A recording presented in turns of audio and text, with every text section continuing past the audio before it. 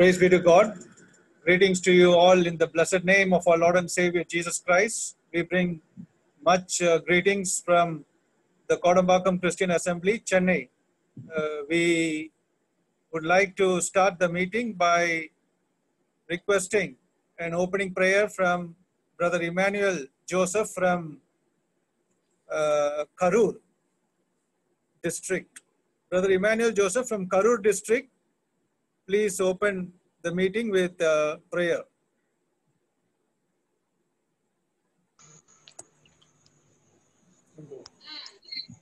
Brother, praise the Lord. Praise the Lord, brother. Brother, praise the Lord. கேக்குதா? கேக்குதுங்க. Okay. நாம் ஜெபிப்போம். எங்களை அளவில்லாமல் நேசித்து வழிநடத்துகிற அன்பின் பரலோக பிதாவே, நல்ல தேவனே, இந்த மாலை வேலைக்காக நன்றி செலுத்துகிறோம், துதிக்கிறோம். இம்மட்டுமாக எங்களை வழி நடத்தினீர், பாதுகாத்தீர். உடைய உன்னதமான தயவுக்காக சோதனை செலுத்துகிறோம் கர்த்தாவே. இந்த வேளையிலுமாக நாங்கள் ஒரு சிலராய் உடைய சந்தானத்திலே நாங்கள் கூடி வந்திருக்கிறோம். 2-3 பேர் நாமத்தில் எங்கே கூடியிருக்கிறோம் அவர் மத்தியிலே வாசம் செய்வேன் என்று சொன்ன தேவனே, துதிக்கிறோம், ஸ்தோத்திரிக்கிறோம் கர்த்தாவே. இந்த வேளையிலுமாக தாசன் மூலமாக எங்களோட இடப்பட வேண்டுமாய் ஜெபிக்கிறோம் கர்த்தாவே. சாமியார் சொன்ன வண்ணமாக இதோ அடியேன் கேட்கிறேன் என்ற நிலைமையிலே நாங்கள் சமூகத்தில் அமர்ந்திருக்கிறோம். நிதானம் எங்களோட இடப்பட வேண்டுமாய் ஜெபிக்கிறோம் கர்த்தாவே. அன்பின் தேவனே, இந்த வைரஸின் நாட்களிலே கர்த்தாவே நாங்கள் வீட்டில் அமர்ந்திருந்தாலும் இப்படிப்பட்டதான ஒரு நல்ல வசதிகளை எங்களுக்கு கொடுத்ததுக்காக நன்றி செலுத்துகிறோம். இப்படிப்பட்டதான வசதிகளை ஏற்படுத்தி கொடுத்த நமது தாசர்களை வல்லமையாக எடுத்து பயன்படுத்தி வருகிறோம், அதுக்காக ஸ்தோத்திரம் செலுத்துகிறோம். இன்னும் அவர்களை ஆசீர்வாதத்திலும் தேவையெல்லாம் சந்திக்க வேண்டுமா ஜெபிக்கிறோம். இந்த நாளில் எங்களுக்கு ஆசீர்வாத வேண்டுமா கருத்தில் ஒப்புக் கொடுக்கிறோம். ஆண்டவரை வந்திருக்கிற ஒவ்வொருவரையும் பேவர ஆசீர்வாதத்திலும் எல்லா துதியும் நமக்கே செலுத்துகிறோம். அருமை ரட்சகரும் மீட்பருமான இயேசு கிறிஸ்துவின் நாமத்திலே எங்கள் ஜெபத்தை இருக்கிறோம் ஜீவன் நல்ல பிதாவே, ஆமென்.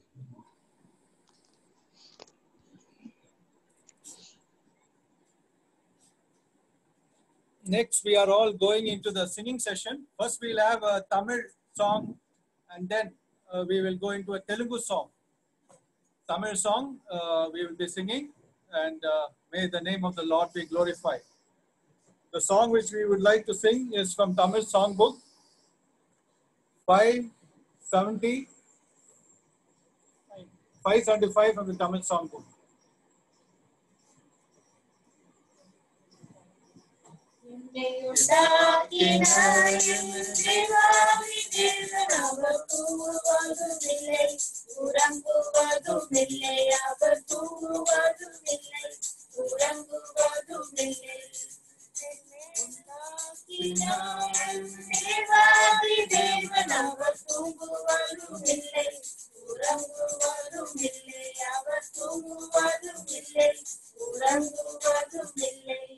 என்மேலவர் கண்ணை வைத்து ஆலோசனை சொல்லுவார், சத்தியத்தின் பாதையிலே நித்தமும் நடத்துவார். பரிசுத்த ஆவியால் உள்ளத்தை நிரப்புவார், பரிசுத்த ஆவியால் உள்ளத்தை நிரப்புவார். பரிசுத்த பரிசுத்த நாமம் பெயரே என்னை உண்டாக்கினார். தேவாதி தேவன் அவர் தூங்குவதும் இல்லை, உறங்குவதும் இல்லை, அவர் தூங்குவதும் இல்லை, உறங்குவதும் இல்லை. பலவீன நாட்களில் கண்டு காம்புவார், பலவித சோதனையில் ஜெயம் நாம கழுவார்.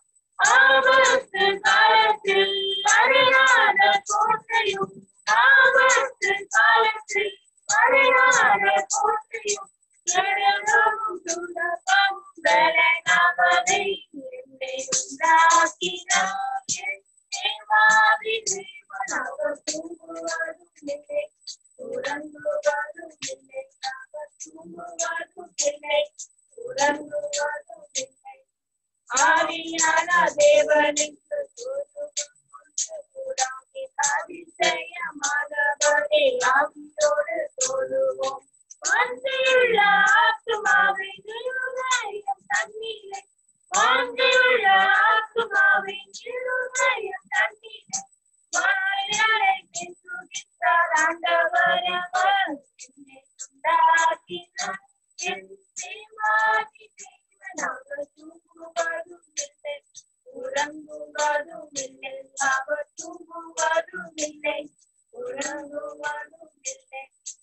உண்டாக்கினார் தேவாதி தேவன் அவர் தூங்குவதும் இல்லை, உறங்குவதும் இல்லை, அவர் தூங்குவதும் இல்லை, உறங்குவதும் இல்லை.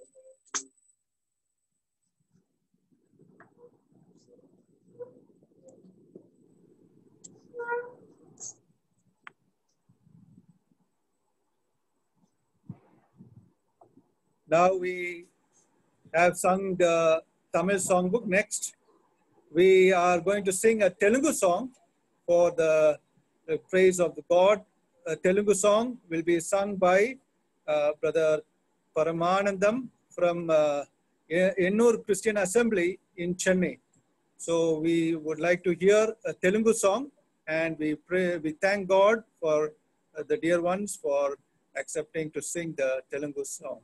We now we take over the mic to Brother Paramanandam in Ennur Christian Assembly.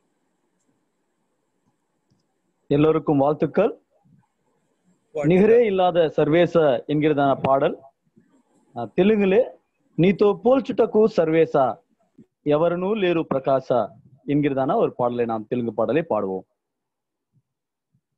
నీతో పోల్చుటకు సర్వేస ఎవరు నోలేరు ప్రకాశ, నీతో పోల్చుటకు సర్వేస ఎవరు నోలేరు ప్రకాశ, స్తుతి పాడుటకు యేసునాథా చాలవు 10,000 నాలుకలు, స్తుతి పాడుటకు యేసునాథా చాలవు 10,000 నాలుకలు, నీతో పోల్చుటకు సర్వేస ఎవరు నోలేరు ప్రకాశ. నిజముగా యేసే మార్గం పరమదేవుని చేరుటకు, నిజముగా యేసే మార్గం పరమదేవుని చేరుటకు, స్తుతులతోనూ పాటలతో దేవదేవుని చేరెదము, స్తుతులతోనూ పాటలతో దేవదేవుని చేరెదము, నీతో పోల్చుటకు సర్వేస ఎవరు నోలేరు ప్రకాశ. నశించును వెండి బంగారము లోకమాయలు గతించును, నశించును వెండి బంగారము లోకమాయలు గతించును, విలువైనది స్థిరమైనది యేసునాథుని కృపావరమే, విలువైనది స్థిరమైనది యేసునాథుని కృపావరమే, నీతో పోల్చుటకు సర్వేస ఎవరు నోలేరు ప్రకాశ. దైవసుతుడుగా అవతరించెను పాప శోధనలు తొలగించెను, దైవసుతుడుగా అవతరించెను పాప శోధనలు తొలగించెను, నరులకై జీవమిచ్చెను నశించు జనులను రక్షించెను, నరులకై జీవమిచ్చెను నశించు జనులను రక్షించెను, నీతో పోల్చుటకు సర్వేస ఎవరు నోలేరు ప్రకాశ. జీవమిచ్చి లేచెను ప్రభువు దేవదేవుడు విజయుడయ్యన్. జీవమిచ్చి లేచెను ప్రభువు దేవదేవుడు విజయుడయ్యన్. యేసు ప్రభు తిరిగి వచ్చు సమీపించే ఆ శుభదినము.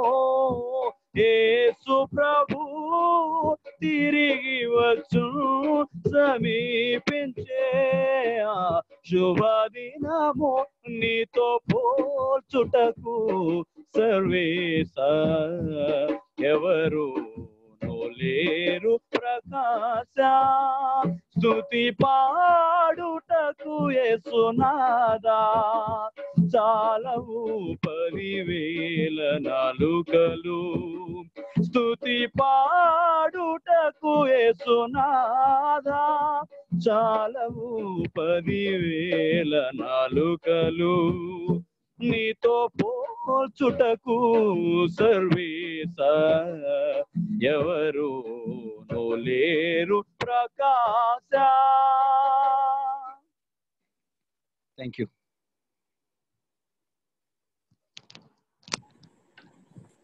Thank you, brother Paramanandam, for that wonderful Telugu song. We really enjoyed it. That's one of my favorite songs. I praise God for that wonderful song. In Tamil, it is Nigare Illada Sarvesa. May God's name be glorified through these songs that we have sang. We welcome one and all of you from different parts of Tamil Nadu, Andhra, and other places, so that God's name may be glorified during this session of Bible study that we are having, because we know what is the reason. One of the main reasons is that coronavirus has blocked our access to the churches, and we are having meetings like this in Zoom so that God's name may be glorified. So we welcome you all in the blessed name of our Lord and Savior, Jesus Christ. Now, today evening, we have with us my dear friend, Evangelist Nehemiah from Ennur Christian Assembly, Chennai, and I thank God for him. He is being used there in that place and many parts of the city in Chennai and other places for God's glory, in delivering God's message in the right time at the right place for the glory of God.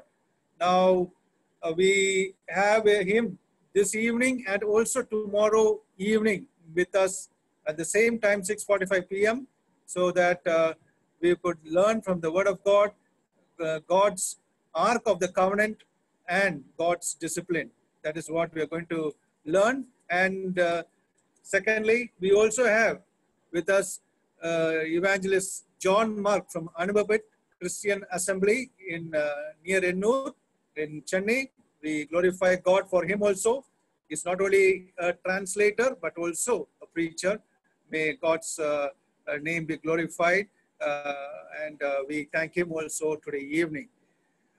And we praise God for each one of you for joining in. We continue to give glory to God. Even if there's a problem in connection, if it goes, please do join back and get in tune with the Bible study, so that whatever we learn from the Word of God may go deep down our hearts and we may use it for the glory of God. Now, for the blessing of the message,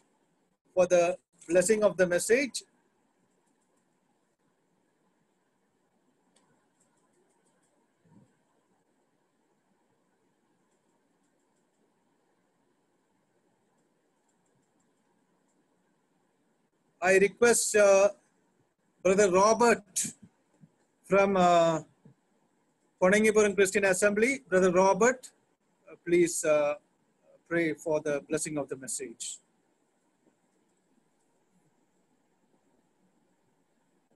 Sir, can you hear me? Yes, we can hear you. எங்களை நேசிக்கிற நல்ல கர்த்தாவே, மறுபடியும் உம்முடைய சமூகத்திலே நாங்கள் வருகிறோம். ஆண்டவரே, இந்த நாட்களிலும் கொரோனா பாதிப்பின் நிமித்தமாக நாங்கள் விதமாக ஒவ்வொரு நாளும் உம்முடைய வேதத்திலிருந்து நாங்கள் அநேக காரியங்களை நாங்கள் அறிந்து கொள்ளும்படியாக இந்த கூட்டங்கள் நடைபெற்று வருகிறது என்பதை நீர் அறிவீர் கர்த்தாவே. ஆண்டவரே, இந்த நாளிலும் உம்முடைய வேதத்திலிருந்து த ஆர்க் ஆஃப் த கவனன்ட் பத்தி நாங்கள் அறிய இருக்கிறோம் கர்த்தாவே. அதற்காக செய்தி இருக்கிற சகோதரன் நெகேமியாவுக்காக விசேஷமாக ஜெபிக்கிறோம் கர்த்தாவே. சகோதரனை எடுத்து உபயோகப்படுத்தியறோம் கர்த்தாவே. நாங்கள் இன்னும் ஆர்க் ஆஃப் த கவனன்ட் அந்த தலைப்பை பற்றி நாங்கள் இன்னும் அதிகமாக உம்முடைய வேத வசனங்களின் அடிப்படையில் நாங்கள் அறிந்து கொள்ள நீர் எங்களுக்கு உதவி செய்யணுமா ஜெபிக்கிறோம் கர்த்தாவே. இந்த கூட்டத்தை நீர் ஆசீர்வதித்து தாரும். கூட்டத்தின் தொடக்கம் முதல் முடிவு பரியந்தம் உம்முடைய கிருபையின் கரம் கூட இருக்கட்டும் கர்த்தாவே. இதை கேட்கிற ஒவ்வொருவருக்கும் கர்த்தாவே இந்த செய்தியானது பிரயோஜனமாகவும் எங்களுடைய ஆவிக்குரிய வளர்ச்சிக்கு அது அனுகூலமாகவும் இருக்கும்படியாக நாங்கள் ஜெபிக்கிறோம் கர்த்தாவே. மொழிபெயர்க்கிற அருமையான சகோதரனையும் நீர் ஏற்ற வார்த்தைகளை கொடுக்க வேண்டுமா ஜெபிக்கிறோம். கிருபைகளை தாரும் கர்த்தாவே. ஆண்டவரே, இந்த கூட்டத்திற்காக அநேகம் பேர் அநேக இடங்களிலிருந்து கலந்து கொண்டு இருக்கிறார்கள். ஒவ்வொருவரையும் நீர் ஆசீர்வதியும். ஏற்ற அந்த நெட் வசதி கிடைக்கும்படியாக கிருபை தாரும் கர்த்தாவே. ஆண்டவரை, இந்த கூட்டங்களை ஒழுங்குபடுத்தி வருகிற சந்தோஷ்காக ஜெபிக்கிறோம். அவரையும் நீர் ஆசீர்வதியும். அவர் இதற்காக எடுக்கிற எல்லா பிரயாசங்களிலும் நீர் கூட இருந்தாலும் காத்துக்கொள்ளும் கர்த்தாவே. மறுபடியும் உம்முடைய சமூகத்திலே இந்த கூட்டங்களை உம்முடைய கரத்திலே தருகிறோம். அந்த கூட்டத்தை நீர் ஆசீர்வதித்து தரவணுமா ஜெபிக்கிறோம். மீதியான நேரம் கூட இருந்துடலாம். எல்லாவற்றையும் இயேசு கிறிஸ்து நாமத்தின் மூலம் கெஞ்சி கேட்டுக்கொள்கிறோம் எங்கள் பரிசுத்தமுள்ள பரமபிதாவே. ஆமென். Amen. Now the next is the important session we have come into.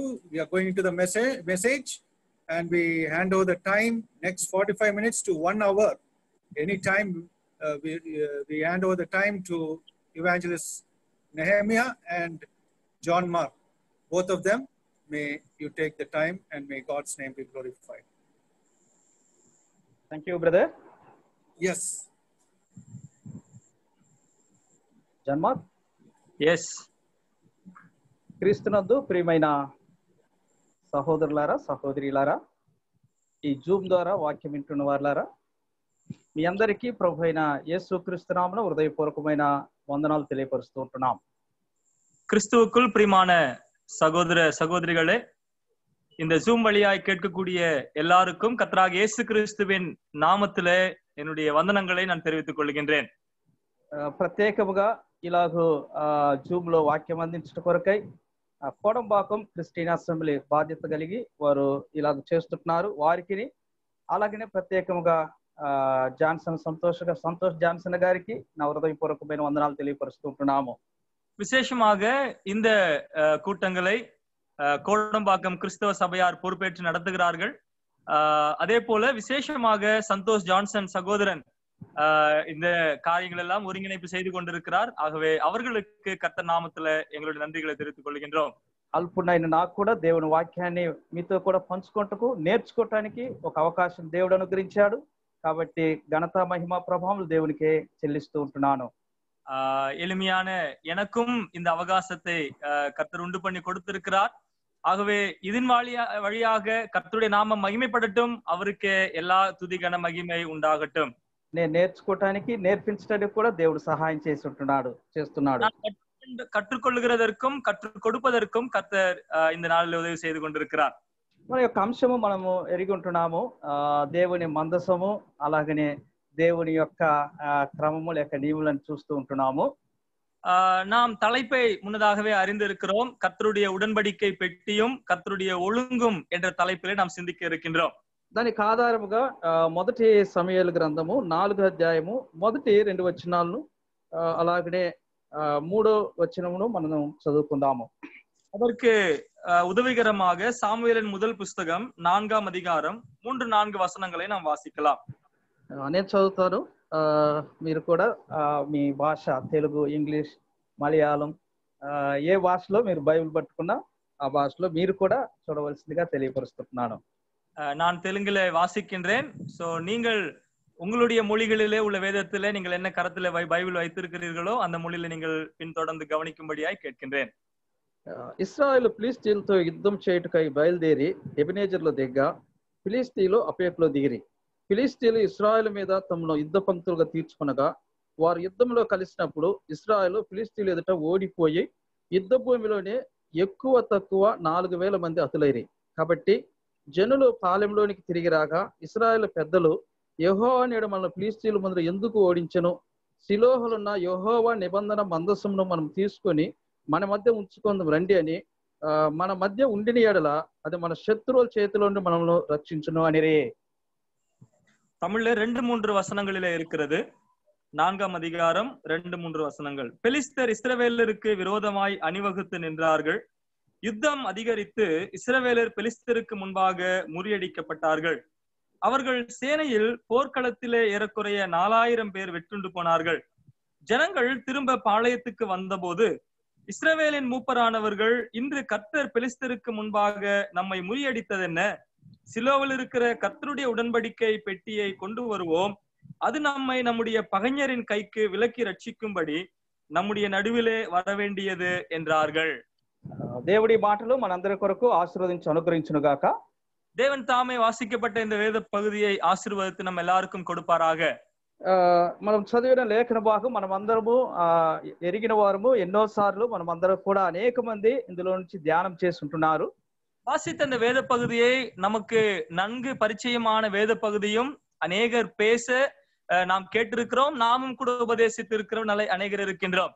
అయినా పరిశుద్ధాత్మ దేవుడు మరలా ఆయన మాట్లాడుతున్నప్పుడు అందులో ప్రత్యేకతలో ఉంటేనే ఆయన మనకు మరలా అనుగ్రహిస్తూ ఉంటాడు.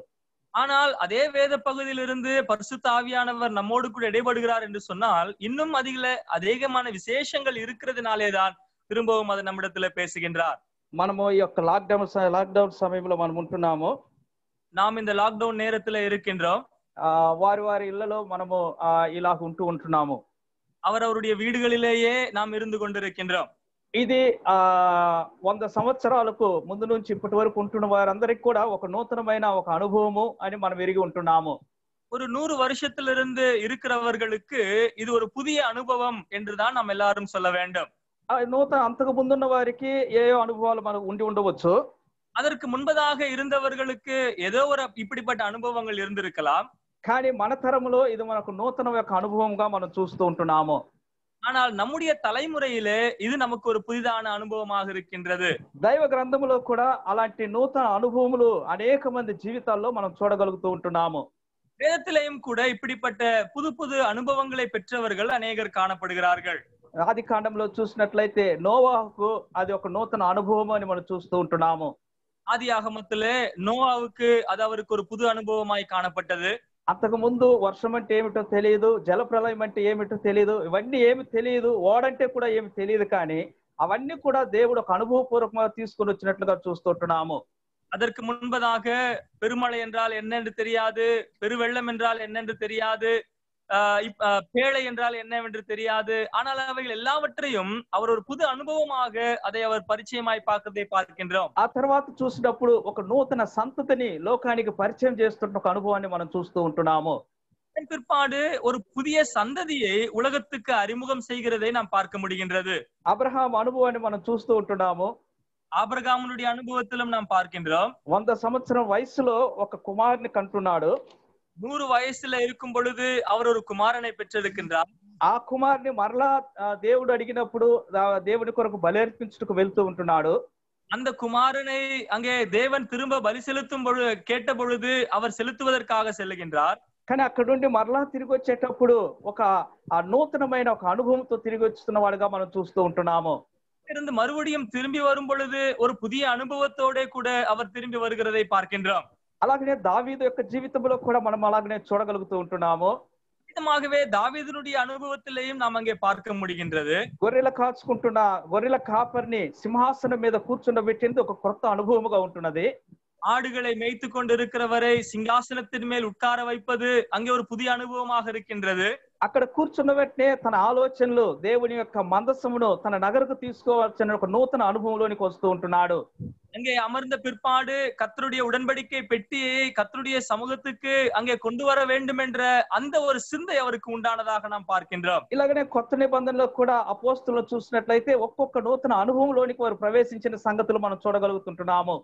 ஏற்பாட்டிலே அப்போஸ்தலர்களையும் நாம் அங்கே பார்க்கும் பொழுது ஒவ்வொருவரும் ஒவ்வொரு விதமான புது அனுபவங்களிலே கடந்து சென்றவர்களாக இருக்கிறார்கள். అలాగైతే ఈ సమయంలో మనము కూడా ఒక నూతన అనుభవంలోనికి మనం వచ్చి ఉంటున్నాము. அதே வேளையிலே இப்பொழுது நாமும் கூட ஒரு புதிய அனுபவத்துக்குள்ளாக நாம் இருக்கின்றோம். ఈ సమయంలో మనల్ని ఇలా ఉంచాడంటే తరువాత మనం బయటకు వచ్చినప్పుడు మన ద్వారా దేవుడు ఏదో కార్యములు చేయబోతూ ఉంటున్నాడు. இந்த புதிய அனுபவத்தின் வழியாய் கர்த்தர் நம்மை கொண்டு செல்கிறார் என்றால் இதை கடந்து வந்த பிற்பாடு ஏதோ ஒரு நிலைமையிலே கர்த்தர் நம்மை எடுத்து பயன்படுத்த போகிறார் என்று நாம் பார்க்கின்றோம். ఎంతమంది ప్రభువా ఈ యొక్క నేను ఇంటిలో ఉంటున్నాను ఎందుకొరకు నన్ను ప్రత్యేకపరిచి ఇంటిలో ఉంచావని మనం ప్రార్థన చేస్తుంటాము. நம்மிலே எத்தனை பேராக தேவனே என்னை வீட்டிலேயே உட்கார வைத்திருக்கிறீரே, எதற்காக என்னை பிரித்தெடுத்து விதமாக உட்கார வைத்திருக்கிறீர் என்று சொல்லி ஆண்டவரிடத்துல கேட்டிருக்கின்றோம். నా ఆఫీసు నుండి, నా బిజినెస్ నుండి, నా బంధువుల నుండి, నా అన్నిట్లో నుండి వేరుపరిచి నన్ను నా కుటుంబంతో ఉంచావు, అది కారణం ఏమిటని ఎంతమంది మనం అడిగుంటాము. என்னுடைய வேலைக்கு தூரமாக, என்னுடைய வியாபாரத்துக்கு தூரமாக, என்னுடைய சமுதாயத்துக்கு தூரமாக என்னை வீட்டிலேயே என் குடும்பத்தாரோடு கூட இருக்கும்படியாக என்னை வைத்தீர், எதற்காக என்று சொல்லி ஆண்டவரிடத்தில் எத்தனை பேர் கேட்டிருக்கிறீர்கள்? మనం అడిగినట్లయితే నిశ్చయముగా మనకు ఆయన ఒక నూతన అనుభవాన్ని నిశ్చయముగా మనకు తెలియపరుస్తూనే ఉంటాడు. நிச்சயமாய் அவரிடத்துல நாம் கேட்போம் என்று சொன்னால் அவர் நமக்கு வெளிப்படுத்தக்கூடியவராக அவர் காணப்படுகின்றார். ఒకవేళ ఇంతవరకు అడగకపోయినట్లయితే ఇప్పుడైనా ప్రభువా ఇంకా నేను బయటికి వెళ్ళబోతుంటున్నాను, నా నూతన అనుభవము, నా కార్యములు ఏమిటి నాకు ఇప్పుడైనా బయలుపరచమని అడిగి అలాగూ ప్రభు కొరకు ముందుకు సాగాలని ప్రేమతో తెలియపరుస్తూ ఉంటున్నాను. இதுவரைக்குமாக இப்படிப்பட்ட வேண்டுதல் கர்த்தருடைய சமூகத்திலே செய்யாதவர்களாய் கேட்காதவர்களாக இருப்பீர் என்று சொன்னால் இப்பொழுதாவது கேளுங்கள். ஆண்டவரே, இன்னும் கொஞ்ச நாளிலே நான் வெளியே செல்ல போகின்றேன், என்னை எதற்காக இத்தனை நாள் இங்கே உள்ளே அமர்த்தி வைத்திருக்கிறீர், எனக்கு தெரியப்படுத்தும், இதுல நான் கற்றுக்கொள்ளக்கூடிய இந்த புதிய அனுபவம் என்ன என்பதை கர்த்தருடைய சமூகத்திலே கேட்டு அறிந்து கொள்ளுங்கள். ఇంతకు ముందు చూసిన నిన్ను ఇక మీద చూసే వారికి ఒక క్రైస్తవునిగా నీ యొక్క ప్రత్యేకత అక్కడ కనిపించాలని తెలియపరుస్తూ ఉంటున్నాను. இதற்கு முன்பதாக உன்னை கண்டவர்கள் இப்பொழுது உன்னை காணும் பொழுது ஒரு விசேஷமான அல்லது ஒரு வித்தியாசமான ஒரு கிறிஸ்தவனாக உன்னை பார்க்க வேண்டியவர்களாக இருக்கிறார்கள். ఇక్కడ చూసినట్లయితే ఇశ్రాయేలు ప్రజలకు కూడా ఇది ఒక నూతన అనుభవముగా ఉన్నట్లుగా మనం చూస్తూ ఉంటున్నాము. இங்கேயும் கூட இஸ்ரவேலர் ஜனங்களுக்கு இது ஒரு புதிய அனுபவமாய் காணப்படுகின்றது. కారణం ఏమిటంటే మనం ఆ 22 వచనముల వరకు మనం చదివినట్లయితే అందులో అంశం మనకు అర్థమవుతూ ఉంటుంది. அதற்குண்டான காரணம் என்னவென்று சொல்லி இந்த அதிகாரத்தினுடைய 22 வசனங்களையும் நாம் வாசித்தால் நமக்கு அங்கே புரியும். వారు ఆ ఫిలిస్తీన్తో యుద్ధం చేయట కొరకై వారు బయలుదేరి వెళ్ళుతున్నారు. பிலிஸ்தர்களோட யுத்தம் செய்கிறதற்காக அவர்கள் கடந்து சென்றிருக்கிறார்கள். ఇంచుమించుగా 4000 మంది అక్కడ హతులైనారని మనం చూస్తూ ఉంటున్నాము. ஏறக்குறைய 4000 பேர் அங்கே வெட்டுண்டார்கள் என்று சொல்லி பார்க்கின்றோம். వారు కారణం ఏమిటని వారు మరలా విచారించారు, పెద్దలతో కూడా కలుసుకొని அங்கே உள்ள மூப்பர்களோட கூட சேர்ந்து என்ன காரணம் என்பதை விசாரித்தார்கள். అదిగో ఇశ్రాయేలు ప్రజల మధ్య మందస్సం లేదు కాబట్టి మనం హతులయ్యాము, ఓడిపోయామని వారు గ్రహించారు. இஸ்ரவேலர்கள் மத்தியிலே உடன்படிக்கை பெட்டி இல்லாத காரணத்தினாலேதான் நாம் தோற்று போனோம், நம்மிலே அநேகர் மாண்டு போனார்கள் என்று சொல்லி முடிவுக்கு வந்தார்கள். మరలా వారు మందస్సమును, సిలోహలో ఉన్న మందస్సమును వారు తీసుకొని వచ్చి వారి మధ్యలో ఉంచుకున్నారు. அதன் பிற்பாடு சிலோவாவிலே இருக்கக்கூடிய அந்த உடன்படிக்கை பெட்டியை அவர்கள் மத்தியிலே கொண்டு வந்து நிறுத்தினார்கள். వారు మరలా యుద్ధానికి వెళ్ళుంటున్నారు. இப்பொழுது மறுபடியும் யுத்தத்திற்கு செல்கிறார்கள். అదిగో 30,000 మంది అక్కడ హతులై ఓడిపోయినట్లుగా చూస్తూ ఉంటున్నాము. அதற்கு பிற்பாடு 30,000 பேர் அங்கே வெட்டுண்டார்கள் என்று சொல்லி நாம் அங்கே பார்க்கின்றோம். మందస్సము పట్టబడిన మాటలు చూస్తూ ఉంటున్నాము. உடன்படிக்கை பெட்டியும் அங்கே பிடிக்கப்பட்டது என்று சொல்லி நாம் பார்க்கின்றோம். హోప్నే ఫినహాసులు అక్కడ చనిపోయారని చూస్తూ ఉంటున్నాము. ஹோப்னேயும் பினேஹாசும் அங்கே மரித்து போனார்கள் என்று சொல்லி நாம் அங்கே பார்க்கின்றோம். ఏలి సోల స్నేహితులు కాబట్టి వెనుకపడి మెడ విరిగి చనిపోయినని చూస్తుంటున్నాము. இங்கே ஏலி ஆசனத்தின் மேல் உட்கார்ந்து அங்கே பின்னாக விழுந்து அவனும் அங்கே மரித்து போனான் என்று சொல்லி பார்க்கின்றோம். అలాగనే ఆ యొక్క ఏలి కోడలు ఫినహాసు భార్య బిడ్డను ప్రసవించి చనిపోయినట్లుగా చూస్తూ ఉంటున్నాము. இதே போல ஏலியினுடைய மருமகளாக இருக்கக்கூடியவள் பிள்ளையை பெற்று அவளும் மரித்து போனாள் என்று சொல்லி அங்கே பார்க்கின்றோம். చివరగా చూసినప్పుడు ఇశ్రాయేలు నుండి ప్రభావం వెడలిపోయినని 22వ వచనంలో చూస్తూ ఉంటున్నాము. 22ஆம் வசனத்துல நாம் வாசிக்கும் பொழுது கடைசியாக இங்கே சொல்லுகின்றார், மகிமை இஸ்ரவேலை விட்டு விலகி போயிற்று என்று నా சொல்லுகின்றார். ప్రియమైన సహోదరి సహోదరులారా, எனக்கு பிரியமான சகோதரரே சகோதரிகளே, ఇక్కడ చూసినప్పుడు ఇన్ని నష్టాలు ఇశ్రాయేలు ప్రజలు అనుభవించినట్లుగా మనం చూస్తూ ఉంటున్నాము. இங்க நாம் பார்க்கும் பொழுது இத்தனை நஷ்டங்கள் இஸ்ரவேலிலே உண்டானதாக பார்க்கின்றோம். ఎందుకు వారు ఇంత నష్టమును వారు అనుభవించాలి? ஏன் இவ்வளவு நஷ்டத்தை அவர்கள் அனுபவிக்க வேண்டும்? కారణం ఏమై ఉంటున్నది? என்ன காரணமாக இருக்கின்றது? మనం ఇంతకు ముందు లేఖనాలను మనం పరిశీలించి చూసినట్లయితే இதற்கு முன்பதாக இருக்கக்கூடிய வேத பகுதிகளை நாம் ஆராய்ந்து பார்ப்போம் என்றால், వీరికంటే ముందుంటున్న వీరి పితరులు మందసమును తీసుకొని వస్తూ వారు విజయాలు అనుభవించిన వారుగా మనం చూస్తూ ఉంటున్నాము. இவர்களுக்கு முன்பாக இருந்த அவர்களுடைய முற்பிதாக்களாக இருக்கக்கூடியவர்கள் உடன்படிக்கை பெட்டியை அவர்கள் யுத்தக்களத்திற்கு கொண்டு வந்து அவர்கள் வெற்றியை அனுபவித்தவர்களாய் அநேகர் காணப்படுகிறார்கள். మందసములో ఏముంటున్నవి? உடன்படிக்கை பெட்டியில என்ன இருக்கின்றது? అక్కడ చూసినట్లయితే 3 వస్తువులు మనకు అక్కడ కనబడుతూ ఉంటున్నవి. அந்த உடன்படிக்கை பெட்டியிலே 3 பொருட்களை நாம் அங்கே பார்க்க முடிகின்றது. బంగారు పాత్రలో మన్నా ఉన్నట్లుగా చూస్తూ ఉంటున్నాము. அங்கே பொன் பாத்திரத்திலே மன்னா வைக்கப்பட்டதாக பார்க்கின்றோம். అహరోను యొక్క చిగురించిన కర్ర ఉన్నట్లుగా చూస్తూ ఉంటున్నాము. ஆரோனுடைய துளிர்த்த கோல் அங்கே இருக்கிறதாக பார்க்கின்றோம். దేవుడిచ్చిన ఆజ్ఞలు గల పలకలు అందులో ఉన్నట్లుగా చూస్తూ ఉంటున్నాము. கர்த்தர் கொடுத்த அந்த கற்பனைகளுடைய பலகைகள் அங்கே வைக்கப்பட்டதாக நாம் அங்கே பார்க்கின்றோம். ప్రత్యక్ష గుడారంలో అతి పరిశుద్ధ స్థలములో ఆ మందసం ఉన్నట్లుగా చూస్తూ ఉంటున్నాము. ஆசரிப்பு கூடாரத்தினுடைய மகா பரிசுத்த ஸ்தலத்திலே இந்த உடன்படிக்கை பெட்டியானது வைக்கப்படுகின்றது. ఈ 3 కూడా మన ప్రభు అయిన యేసుక్రీస్తు వారికి సాదృశ్యములుగా కనబడుతూ ఉంటున్నవి. இந்த 3ம் கூட நம்முடைய கர்த்தராகிய இயேசு கிறிஸ்துவானவருக்கு ஒப்பாக நாம் பார்க்க முடிகின்றது. ఆయనే జీవాహారం అని మనం యోహాను సువార్త 6వ అధ్యాయంలో మనం చూస్తూ ఉంటున్నాము. அவரே ஜீவாகாரம், ஜீவ அப்பம் என்று சொல்லி யோவான் சுவிசேஷத்திலே நாம் பார்க்கின்றோம். మనం నిర్గమకాండం చూసినట్లయితే అహరోను కర్ర అనగా ఆ యొక్క ప్రభు అయిన యేసుక్రీస్తు యొక్క మరణ పునరుద్ధానాలకు సాదృశ్యముగా చూస్తుంటున్నాము. ஆரோனுடைய துளிர்த்த கோலாக நாம் பார்க்கும் பொழுது நம்முடைய கர்த்தராகிய இயேசு கிறிஸ்துவானுடைய மரண உயிர்த்தெழுதலை அது நமக்கு ஞாபகப்படுத்துகிறதை பார்க்கின்றோம். దేవుని యొక్క ఆజ్ఞలను ఆ యొక్క రాతి పలకల మీద రాసి ఆయన మనకి ఇచ్చిన వారుగా చూస్తూ ఉంటున్నాము.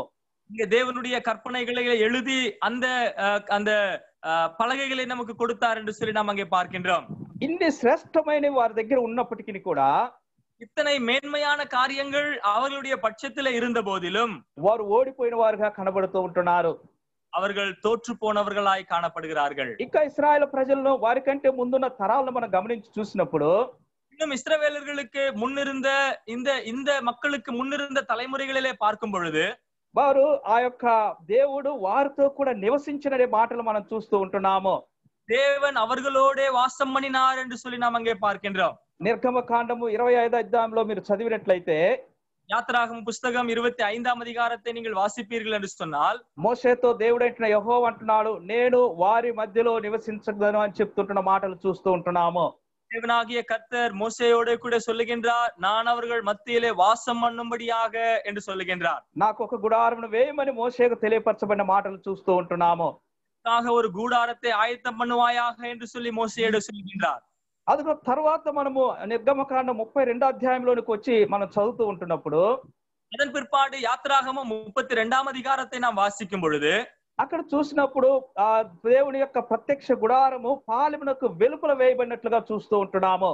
தேவனுடைய ஆசரிப்பு கூடாரமானது பாளையத்துக்கு வெளியே போடப்பட்டதாக நாம் அங்கே பார்க்க முடிகின்றது. వారి మధ్యలో నివసిస్తానన్న దేవుడు మందసం వారి మధ్యలో ఉంచుకొని ఉంటుండగా ఇప్పుడు అదే మందసము పాలెంలోనికి వెనుక బయటకు వచ్చినట్లుగా చూస్తూ ఉంటున్నాము. தேவன் அவர்கள் மத்தியிலே வாசம் பண்ணுகிறேன் என்று சொல்லி அங்கே கட்டப்பட்டு இருக்கக்கூடிய அந்த கூடாரமானது உடன்படிக்கை பெட்டியோட கூட சேர்த்து இப்பொழுது பாளையத்துக்கு வெளியே வரக்கூடியதாக நாம் பார்க்க முடிகின்றது. అయితే కారణమును మనం ఆలోచించవలసిన వారమైనట్లుగా చూస్తూ ఉంటున్నాము. இதற்குண்டான காரணத்தை நாம் சிந்தித்து பார்க்க வேண்டியவர்களாக இருக்கின்றோம். ఇక్కడ మనము మొదటి సమయాలు 4వ అధ్యాయంలో చదివిన మాటలు చూసినప్పుడు వీరు వారి పద్ధతులను అనుసరించుకుంటూ వచ్చిన వారుగా కనబడుతూ ఉంటున్నారు. இங்கே சாமுவேல் முதல் புஸ்தகம் 4ஆம் அதிகாரத்திலே அவர்களுடைய அந்த ஒழுங்குகளை பின்பற்றி வந்தவர்களாக இருக்கின்றார்கள். అవి మేలైన క్షేమకరమైన ఆ పద్ధతులు అనుసరిస్తే పర్వాలేదు, కానీ நன்மைக்கு ஏதுவான ஒழுங்குகளை பின்பற்றி வந்தால் நன்றாக இருந்திருக்கும். ఏదైతే దేవుడు వద్దన్నాడో ఏదైతే దేవుడు కాదన్నాడో వాటిని అనుసరించిన వారుగా వీరు కనబడుతూ ఉంటున్నారు. எந்த ஒழுங்குகளை தேவன் வேண்டாம் என்று சொல்லி புறக்கணித்தாரோ, இதை வேண்டாம் என்று சொல்லி நிறுத்தினாரோ, அப்படிப்பட்ட ஒழுங்குகளை அவர்கள் பின்பற்றினவர்களாய் காணப்பட்டார்கள். ఇక్కడ గమనించి చూసినట్లయితే వారు ఆ యొక్క కానాను దేశంలోకి ప్రవేశించిన తర్వాత 360 సంవత్సరంలో ఆ శిలోహలో దేవుని యొక్క మందసం ఉన్నట్లుగా మనం చూడగలుగుతూ ఉంటున్నాము. இஸ்ரவேலர்கள் கானானிலே பிரவேசித்த பிற்பாடு ஏறக்குறைய 360 ஆண்டுகள் சிலோவாவிலே அங்கே கர்த்தருடைய பெட்டியானது அங்கே காணப்பட்டதாக பார்க்கின்றோம். యెహోషువ గ్రంథము 18వ అధ్యాయంలో చదివినప్పుడు శిలోహలో దేవుని మందిరము దేవుని మందసం ఉండుననే మాటలు చూస్తూ ఉంటున్నాము.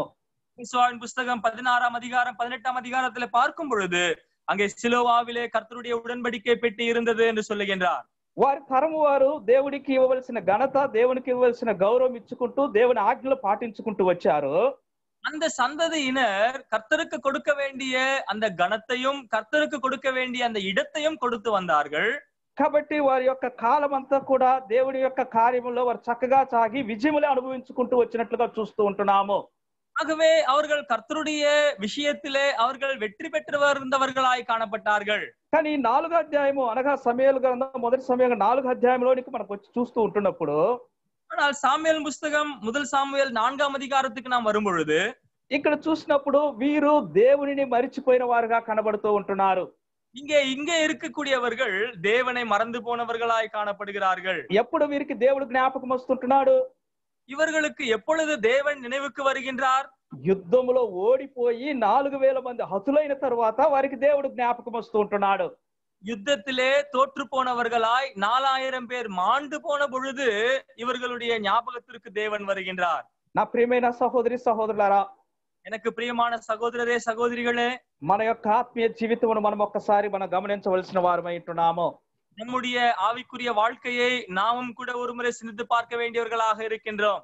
మనము కూడా అనేక సందర్భాల్లో దేవుడు మనమును హెచ్చించి ఆశీర్వదించి ఉన్నతమైన స్థానాలకు మనం తీసుకొని వచ్చి ఉంటుండగా, தேவனும் கூட அநேக நிலைமைகளிலே நம்மை உயர்த்தி இப்படிப்பட்ட நிலைமைக்கு நம்மை கொண்டு வந்திருக்க, మనము దేవునికి ఇవ్వవలసిన ఘనతను, దేవునికి ఇవ్వవలసిన గౌరవాన్ని, దేవుణ్ణి మనము ఎలా ఆరాధిస్తున్నాం లేక ఎలా అనుసరిస్తున్నామో ఒకసారి మనం గమనించవలసిన వారమై ఉంటున్నాము.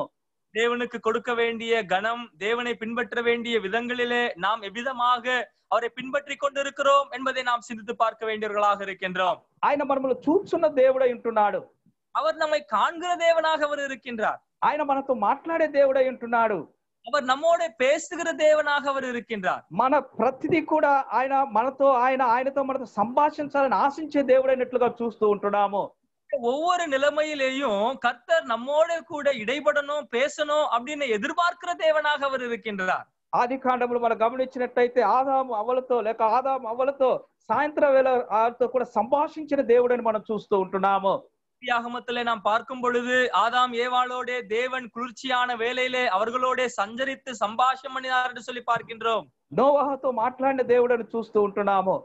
நோவாவோட பேசின தேவன் என்று சொல்லி நாம் அங்கே பார்க்கின்றோம். అబ్రహాముతో స్నేహం చేసిన దేవుడని చూస్తూ ఉంటున్నాము. అబ్రహామోட స్నేహం செய்த தேவனாக காணப்படுகின்றார். అలాగైతే ప్రియమైన వారలారా, మన దేవుడు మనతో మాట్లాడే దేవుడైనట్లుగా చూస్తూ ఉంటున్నాము. ஆனால் பிரியமானவர்களே, நம்முடைய தேவன் நம்மோடு கூட பேசுகிற தேவனாக காணப்படுகின்றார். మనతో కూడా ఉండాలని ఆశించే దేవుడు, நம்மோடே நமக்குள்ளாக இருக்க வேண்டும் என்று அவர் விரும்புகிற தேவனாக இருக்கின்றார். అలాగైతే ఆయనను ఎలా మనం గౌరవిస్తూ ఉంటున్నాము? அப்படியானால் அவரை நாம் எப்படியாக கௌரவப்படுத்தி கொண்டிருக்கின்றோம்? ఇశ్రాయేలు ప్రజలు శ్రమ వచ్చినప్పుడు లేక బాధ వచ్చినప్పుడు లేక కష్టం వచ్చినప్పుడు ఇప్పుడు వారు ఆ శిలోహలో ఉంటున్న దేవుని మందసాన్ని వారు జ్ఞాపకం చేసుకుంటున్నారని చూస్తూ ఉంటున్నాము. இஸ்ரவேலர்களுக்கு கஷ்டம் வந்த பொழுது, தோல்வி வந்த பொழுது, இந்த சூழ்நிலையிலே தான் சிலோவிலே இருக்கக்கூடிய அந்த உடன்படிக்கை பெட்டியானது அவர்களுக்கு ஞாபகம் வருகின்றது. అదిగో మనము కూడా అనేక సందర్భాలు లేక ఈ లాక్డౌన్ సమయంలో ఇప్పుడు మనము కొంతమంది ప్రార్థనలు చేయటం ప్రారంభించుంటున్నారు.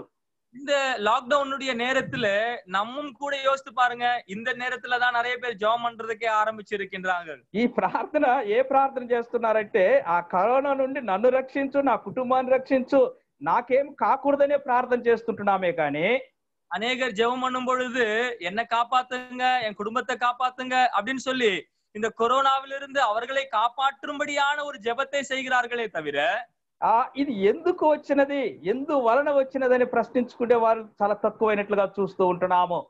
ஆனால் இது வந்ததனுடைய நோக்கம் என்ன, என்ன காரணத்துக்காக கர்த்தர் இதை அனுமதித்திருக்கிறார்? இப்படிப்பட்ட கேள்விகளை எழுப்புகிறவர்கள் மிக குறைவுள்ளவர்களாகவே இருக்கின்றார்கள். కానీ ఇశ్రాయేలు ప్రజలు జ్ఞాపకం చేసుకున్నారు ఎందువలన మనం ఓడిపోయి ఉంటున్నామో. ஆனால் இஸ்ரவேலர்கள் ஞாபகம் படுத்திக் கொண்டார்கள், நாம் ஏன் தோற்று போனோம் என்று சொல்லி. మందసము మన మధ్య లేదు కాబట్టి మనం ఓడిపోయాము. உடன்படிக்கை பெட்டியானது நம் மத்தியில இல்லாத காரணத்தினாலே நாம் தோற்று போனோம். మనం ఎలాగూ బైబిల్ అన్ని స్థలాలకు ఇప్పుడు కాదులేండి, ఇప్పుడు బైబిల్ లేదు ఏం లేదు. ఇంతకు ముందు ఎక్కడికి వెళ్ళినా అనేక మంది బైబిల్ లేకుండా వెళ్ళరు.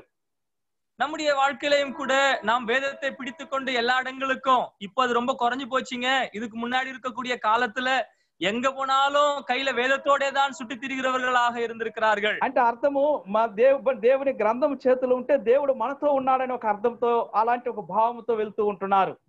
அந்த வேதத்தை கரத்திலே பிடித்து கொண்டு செல்லும் பொழுது கர்த்தர் நம்மோட கூட இருக்கிறார் என்ற அந்த ஒரு சிந்தையோட கூட சுமந்து கொண்டு எங்க போனாலும் சென்று கொண்டிருந்தார்கள். ఇశ్రాయేలు ప్రజలు కూడా అంతే. ఆ కాలంలో మందసం మాతో ఉంటే దేవుడు మాతోనే ఉన్నాడు అన్న ఒక భావన వారికి ఉంటున్నదే. அந்த காலத்திலேயும் கூட இஸ்ரவேலர்கள் அப்படிப்பட்ட ஒரு சிந்தையிலே தான் இருந்தார்கள். கர்த்தருடைய உடன்படிக்கை எங்களோட கூட இருந்தால் கர்த்தர் எங்களோட கூட இருக்கிறார் என்ற சிந்தை இருந்தது. కానీ ఇప్పుడు చూసినట్లయితే మందసం వారితో కూడా వారి ఉన్నది కానీ వారికి విజయం కనిపించలేదనే మాటలు చూస్తూ ఉంటున్నాము. உடன்படிக்கை பெட்டியானது அவர்களோடே தான் இருந்தது, ஆனால் அவர்களுக்கோ வெற்றி உண்டாகவில்லை என்று சொல்லி பார்க்கின்றோம். కారణం ఏమిటని మనం గమనించి చూస్తూ ఉంటున్నప్పుడు, காரணம் என்ன என்று சொல்லி நாம் கவனித்து பார்க்கும் பொழுது అక్కడనే మనం చూసినట్లయితే అనేకమైన కారణాలు 5వ అధ్యాయంలో మనకు రాయబడిన మాటలు మనం చూస్తూ ఉంటున్నాము. 5వ அதிகாரத்திலே அதற்குண்டான காரணங்கள் அநேகம் அங்கு எழுதப்பட்டிருக்கின்றது. నా ప్రియమైన వారిలో యథార్థత లేని ఒక జీవితాన్ని మనం చూస్తూ ఉంటున్నాము. எனக்கு பிரியமானவர்களே, அவர்களிலே உண்மை இல்லாத ஒரு நிலை காணப்பட்டது. వారు దేవునిని ఎలా వారు ఆరాధించాలనో లేక ఎలా అనుసరించాలనో వారికి తెలియలేదని చూస్తూ ఉంటున్నాము.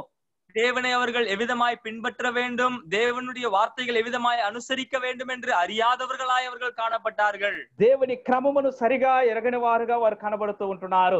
தேவனுடைய ஒழுங்கை அவர்கள் சரியாய் அறியாதவர்களாய் காணப்பட்டார்கள். నాకు అప్పుడప్పుడు సహోదరులు ఎంజి జాన్ గారు చెప్పిన ఒక ఉపమానం నాకు జ్ఞాపకం వస్తూ ఉంటుంది. எனக்கு அடிக்கடி சகோதரன் எம்ஜி ஜான் அவர்கள் சொன்ன ஒரு கதை எனக்கு ஞாபகத்துக்கு வருகிறது. వాళ్ళ నాన్న ఆ యొక్క పూజలు చేస్తూ ఉండేవాడు. ஒரு தகப்பனார் இந்த பூஜைகள் எல்லாம் செய்கிறவராம். అలాగ చేస్తున్నప్పుడు వాళ్ళ ఇంట్లో ఉన్న పిల్లి ఒకటి మాటకు అడ్డం వస్తూ ఉంటుంది. அந்த தகப்பனார் பூஜை செய்து கொண்டிருக்கும் பொழுது ஒரு பூனையானது சும்மா வந்து தொந்தரவு செய்து கொண்டிருந்ததாம். కాబట్టి చూసి అభ్యంతరకరంగా ఉందని చెప్పి ఒక గోని తీసుకొని వచ్చి అది వచ్చినప్పుడల్లా ఆ గోని సంచులు వేసి ఆ కాలి కింద పెట్టుకుంటాడు. ఆ తర్వాత పూజ అయిపోయిన తర్వాత దాన్ని బయటకు వదులుతాడు.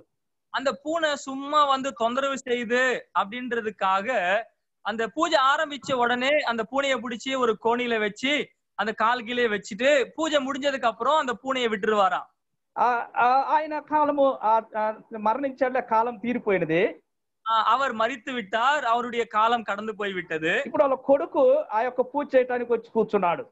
இப்ப அந்த பூஜாரியினுடைய மகனானவர் இப்பொழுது அவரும் பூஜை செய்கிறதற்காக ஆரம்பித்தார். ఇప్పుడు పూజ సామాన్లు అన్ని పక్కన పెట్టుకున్నాడు. இப்போ எல்லா பூஜைக்கு தேவையான பொருட்களை எல்லாம் கொண்டு வந்து முன்னாடி வச்சாரு.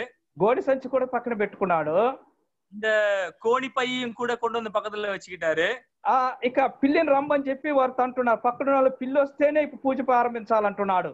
இப்போ அந்த மகன் சொல்றாரா, இப்ப பூனை வரணும் அப்பதான் நான் பூஜை ஆரம்பிப்பேன்னு சொல்றாரா. పిల్లి ఎందుకయ్యా అని చెప్పి వారు వచ్చిన వారు అడిగితే, அப்ப வந்தவருங்க எல்லாம் கேக்குறாங்களாம், பூனை எதுக்கய்யா அப்படின்னு சொல்லி கேட்ட பொழுது, మా నాన్న వచ్చినప్పుడు పిల్లి వస్తే పిల్లి ఆ గోడి సంచిలో పక్కన పెట్టుకుంటాడు కాబట్టి నేను కూడా చేయాలని అంటున్నాడట. அப்ப அவரு சொன்னாரா, எங்க அப்பா பூஜை செய்யும் பொழுது ஒரு பூனை வந்தது, அந்த பூனையை அவர் பிடிச்சு வச்சாரு, அதே மாதிரி இப்போ நான் எனக்கு ஒரு பூனை வரணும், அந்த பூனையை பிடிச்சு வச்சாதான் நான் பூஜை ஆரம்பிப்பேன்னு சொல்லி சொன்னாராம். అంటే ఆ యొక్క భక్తి లేక అనుసరిస్తుంటున్నారు కానీ అందులో ఉన్న ఆ సత్యమును లేక అందులో ఉంటున్న సంగతులు ఎరుగని వారుగా కనబడుతూ ఉంటున్నారు. நிறைய பேர் அநேக விஷயங்களை பின்பற்றுகிறார்கள், ஆனால் அதனுடைய உண்மை என்ன, அதனுடைய அர்த்தம் என்ன, ஏன் எதற்கு செய்கிறார்கள் என்று அறியாதவர்களாகவே பின்பற்றி கொண்டிருக்கின்றார்கள். ఇశ్రాయేలు ప్రజల యొక్క జీవితము ఇలాగనే కనబడుతూ ఉంటున్నది. இஸ்ரவேல் ஜனங்களுடைய வாழ்க்கையும் கூட இப்படியாகத்தான் காணப்பட்டு கொண்டிருந்தது. அதுக்கு వారు చేశారని వీరు చేస్తుంటున్నారే కానీ அவர்கள் செய்கிறார்கள் என்ற நிலையிலே இவர்களும் செய்து கொண்டிருந்தார்கள். కానీ ఇందులో వారు సత్యమును ఎరుగని వారుగా కనబడుతూ ఉంటున్నారు. ஆனால் அதனுடைய சத்தியத்தை அவர்கள் அறியாதவர்களாய் காணப்பட்டார்கள். వారి పాపములను వారు ఒప్పుకొనని వారుగా కనబడుతూ ఉంటున్నారు. அவர்களுடைய பாவங்களை அவர்கள் அறிக்கை செய்யாதவர்களாய் காணப்பட்டார்கள். వారు పరిశుద్ధత కలిగి దేవుని సన్నిధిలో ఉండాలన్న సంగతినే వారు మర్చిపోయిన వారుగా కనబడుతూ ఉంటున్నారు.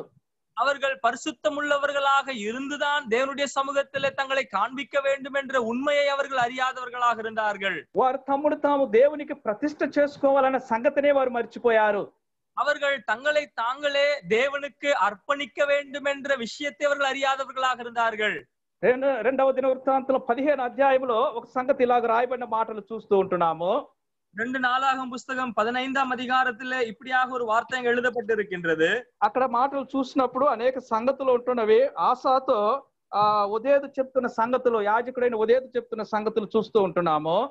அங்கே அநேக காரியங்கள் அங்கே சொல்லப்பட்டிருக்கின்றது. ஆனால் ஆசாவோட ஓதேது அங்கே தீர்க்கதரிசியா இருக்கக்கூடியவர் சொல்லக்கூடிய வார்த்தைகளை நாம் அங்கே பார்க்கின்றோம். అక్కడ మనం చూసినట్లయితే వారికి నిజమైన దేవుడు, నిజమైన యాజకులు, నిజమైన ధర్మశాస్త్రం లేదనే మాటలు మనం చూస్తూ ఉంటాం. 2-3 వచనాలు మీరు తర్వాత చదువుకోనండి. அங்கே 2 நாளாகமம் புஸ்தகம் 15ஆம் அதிகாரம் 2-3 வசனங்களிலே பார்க்கும் பொழுது, இஸ்ரவேலிலே அநேக நாளாய் மெய்யான தேவனும் இல்லை, உபதேசிக்கிற ஆசாரியனும் இல்லை, வேதமும் இல்லை என்று சொல்லி அங்கே சொல்லுகின்றார். తెలుగులో చూసినప్పుడు నిజమైన నిజమైన నిజమైన అనే మాటను చూస్తూ ఉంటున్నాము. அங்கே மெய்யான தேவன், மெய்யான ஆசாரியன், மெய்யான வேதம் என்ற வார்த்தை தெலுங்கு மொழிகளிலே பயன்படுத்தப்பட்டிருக்கிறது. అంటే వారికి ధర్మశాస్త్రం ఉంది, ఆ యొక్క యాజకుడు ఉన్నాడు, అన్ని ఉన్నవి, కానీ అది నిజమైనదిగా వారికి లేనట్లుగా చూస్తూ ఉంటున్నాము. இஸ்ரவேலர்களிலே அங்கே தேவன் இருக்கிறார், ஆசாரியர் இருக்கிறார்கள், வேதம் இருக்கிறது. ஆனால் மெய்யான தேவன் இல்லை, மெய்யான ஆசாரியன் இல்லை, மெய்யான வேதம் இல்லாத ஒரு நிலையாய் காணப்பட்டிருந்தது. 16 అధ్యాయం 9వ వచనం చూసినప్పుడు ఆ దేవుడు ఎదురు చూస్తుంటాడు, యథార్థ హృదయాలు బలపరచుటకై యెహోవా కనుదృష్టి లోకమంతటా సంచారము చేయుచున్నదని చూస్తూ ఉంటున్నాము. அதே 2 நாளாகமம் 16ஆம் அதிகாரம் 9ஆம் வசனத்திலே நாம் பார்க்கும் பொழுது, அங்கே உண்மையுள்ளவர்களின் நிமித்தமாக கர்த்தருடைய கண்கள் பூமி எங்கும் உலாவிக் கொண்டிருக்கிறது என்று சொல்லுகின்றார். నా ప్రియమైన వారలారా, మనము నిజమైన క్రైస్తవులుగా దేవుని కొరకు మనం జీవిస్తూ ఉంటున్నామా? பிரியமானவர்களே, உண்மையான கிறிஸ்தவர்களாக நாம் தேவனுடைய சமூகத்திலே வாழ்கின்றோமா? క్రీస్తును ధరించుకున్న జీవితం మనలో కనబడుతూ ఉంటున్నదా? கிறிஸ்துவை தரித்துக் கொண்டிருக்கக்கூடிய வாழ்க்கையை நாம் வாழ்ந்து கொண்டிருக்கின்றோமா? క్రీస్తుతో మనము క్రీస్తు ప్రభుతో కూడా సహవాసం కలిగిన వారుగా మనం ఉంటున్నామా? கிறிஸ்துவோடு நாமும் நம்மோடு கிறிஸ்துவும் உள்ள ஐக்கியம் நம்மிடத்திலே காணப்பட்டு கொண்டிருக்கின்றதா?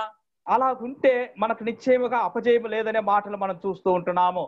இப்படியாக நாம் இருப்போம் என்று சொன்னால் உண்மையாக தோல்வி இல்லை என்று சொல்லி நாம் அங்கே பார்க்கின்றோம். ఇక్కడ ఇశ్రాయేలు ప్రజలు ఓడిపోవడానికి కారణాలు మనం చూసినప్పుడు యథార్థత లేని వారని చూస్తుంటున్నాము. இங்கேயும் கூட இஸ்ரவேலர்களிலே தோல்வி உண்டாகிறதற்கான காரணத்தை பார்க்கும் பொழுது உண்மை இல்லாத ஒரு நிலை என்று சொல்லி நாம் அங்கே பார்க்கின்றோம். ఇశ్రాయేలు అపజయం పొందుట కారణము వారిలో ప్రతిష్ట లేక పరిశుద్ధత లేని వారుగా కనబడుతూ ఉంటున్నారు. அங்கே இஸ்ரவேலர்களிலே அவங்க தோற்று போகிறதற்கான காரணம் அவர்கள் பிரதிஷ்டை அல்லது பரிசுத்தம் இல்லாத ஒரு வாழ்க்கையாய் பார்க்க முடிகின்றது. ఇశ్రాయేలు ఓడిపోవటం కారణము అన్య జనాంగముతో వారు సహవాసము కలిగిన వారుగా కనబడుతూ ఉంటున్నారు. இங்கே இஸ்ரவேலர்கள் தோற்று போகிறதற்கான மற்றொரு காரணம் புறஜாதிகளோடு அவர்கள் ஐக்கியம் உள்ளவர்களாய் காணப்பட்டார்கள். వారితో కూడా సహవాసం చేయటం మాత్రం కాకుండా వారు దేవతలను కూడా అనుసరించిన వారుగా కనబడుతూ ఉంటున్నారు. அவர்கள் அங்கே அந்நிய ஜனங்களோட ஐக்கியப்பட்டது மட்டுமல்லாதபடிக்கு அவர்களுடைய தெய்வங்களையும் பின்பற்றினவர்களாய் காணப்படுகிறார்கள். దేవుని గ్రంథములో ఏం రాయబడి ఉంటున్నది? கர்த்தருடைய வேதத்துல என்ன எழுதப்பட்டிருக்கின்றது? నేను తప్ప మరొక దేవుడు నీకు లేడని రాయబడిన మాటలు మనం చూస్తూ ఉంటున్నాము. என்னை அல்லாமல் வேறொரு தேவன் உங்களுக்கு இருக்கக்கூடாது என்று சொல்லி இருக்கின்றார். మీరు ఇశ్రాయేలు ప్రజలని పేరు పెట్టుకొని இஸ்ரவேலர்கள், இஸ்ரவேல் ஜனங்கள் என்று அவர்கள் பேர் வைத்துக் கொண்டு దేవుని ప్రజలన్న ఒక బిరుదును వారు సంపాదించుకొని தேவனுடைய பிள்ளைகள் என்ற பட்டம் பெற்றவர்களாக, కానీ వారిలో దేవుడే లేని ఒక జీవితం వారు జీవిస్తూ ఉంటున్నారు. ஆனால் அவர்களுக்குள்ளாக தேவன் இல்லாத ஒரு வாழ்க்கையை வாழ்கிறவர்களாய் காணப்பட்டார்கள். ఎప్పుడు ఇవన్నీ మనకు బయటపడుతూ ఉంటున్నవి? இவைகள் எல்லாம் எப்பொழுது வெளியே காணப்படுகின்றது? ఎప్పుడైతే కష్టం వస్తుందో, கஷ்டம் எப்பொழுது வருகின்றதோ, ఎప్పుడైతే బాధ కలుగుతుందో, வருத்தம் எப்பொழுது உண்டாகின்றதோ, ఎప్పుడైతే మనకు నష్టం ఏర్పడుతుందో, எப்பொழுது நமக்கு நஷ்டம் உண்டாகின்றதோ, అప్పుడే మన నిజమైన జీవితము, క్రైస్తవ జీవితం బయటకు వస్తుందని మనం చూస్తూ ఉంటున్నాము. இப்பொழுதுதான் உண்மையான கிறிஸ்தவ வாழ்க்கையானது என்ன நிலையில் இருக்கிறது என்பதை வெளிப்படுத்தக்கூடியதா இருக்கிறது. ఈ లాక్డౌన్ లో ఉంటున్న మనము మన జీవితము ఎలా ఉన్నదో ఒక్కసారి మనం పరీక్ష చేసుకుందాము. இந்த லாக்டவுனுடைய நாட்களிலே நம்முடைய வாழ்க்கை எப்படிப்பட்டதாக இருக்கிறது என்பதை நம்மை நாமே ஆராய்ந்து பார்ப்போம். ఈ రోజు సాయంత్రం నాతో ఒక సహోదరుడు ఫోన్ ద్వారా మాట్లాడాడు. இன்று மாலை நேரத்திலே ஒரு சகோதரன் என்னோடு கூட விதமாக பேசினார். బ్రదర్, నీకు తెలుసునా ఇప్పుడు ఈ కరోనా పోకముందే మరొకటి ప్రారంభమైంది, మనకు వైరస్ వస్తుంది.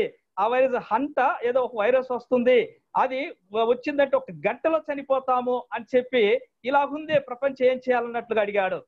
ஒரு சகோதரன் தொலைபேசியில விதமாக கேட்டாராம், பிரதர் கொரோனா வைரஸ் போறதுக்கு முன்னாடியே இப்பொழுது இன்னொரு வைரஸ் வந்திருக்கிறது, அது ஏதோ ஹண்ட் வைரஸா, அது ஒருவேளை தொத்துச்சின்னு சொன்னா 1 மணி நேரத்துல செத்து போறாங்களா, இந்த உலகத்துல என்ன நிலைமை இருக்குதுன்னு பாருங்க அப்படின்னு சொல்லி அவர் கேட்டுக்கொண்டிருந்தார். నేను ప్రైజ్ లార్డ్, చాలా సంతోషం అని చెప్పాను.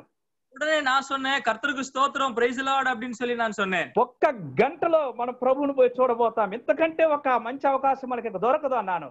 ஒருவேளை 1 மணி நேரத்துக்குள்ளாக நாம் கர்த்தருக்குள்ளாக போய் ஆண்டவரை நம்ம தரிசிக்க போகிறோமா, இதை விட வேற அவகாசம் நமக்கு வேணும் அப்படின்னு சொல்லி இருந்தேன். ఈ కరోనా రావటము, 15 రోజులు టెస్టింగ్ లో ఉండటము, ఆ తర్వాత ఆయాసం రావటం, ఇవన్నీ జరిగిన తర్వాత ఎన్ని లేకుండా అది 1 గంటలో ప్రభువుని చూసే అవకాశం ఇస్తుంది. కాబట్టి దేవునికి స్తోత్రాలు చెల్లిద్దామన్నాను. கொரோனாவுடைய ப்ராசஸ் ரொம்ப நீண்ட நாட்களாக 14 நாட்கள் குவாரண்டைன்ல வச்சு அதுக்கப்புறம் கண்டுபிடிச்சு, ஒருவேளை அதுக்கப்புறம் வீசிங் ப்ராப்ளம் அதுக்கப்புறம் செத்து போறது, இதெல்லாம் ரொம்ப நீண்ட டைம் இருக்குது.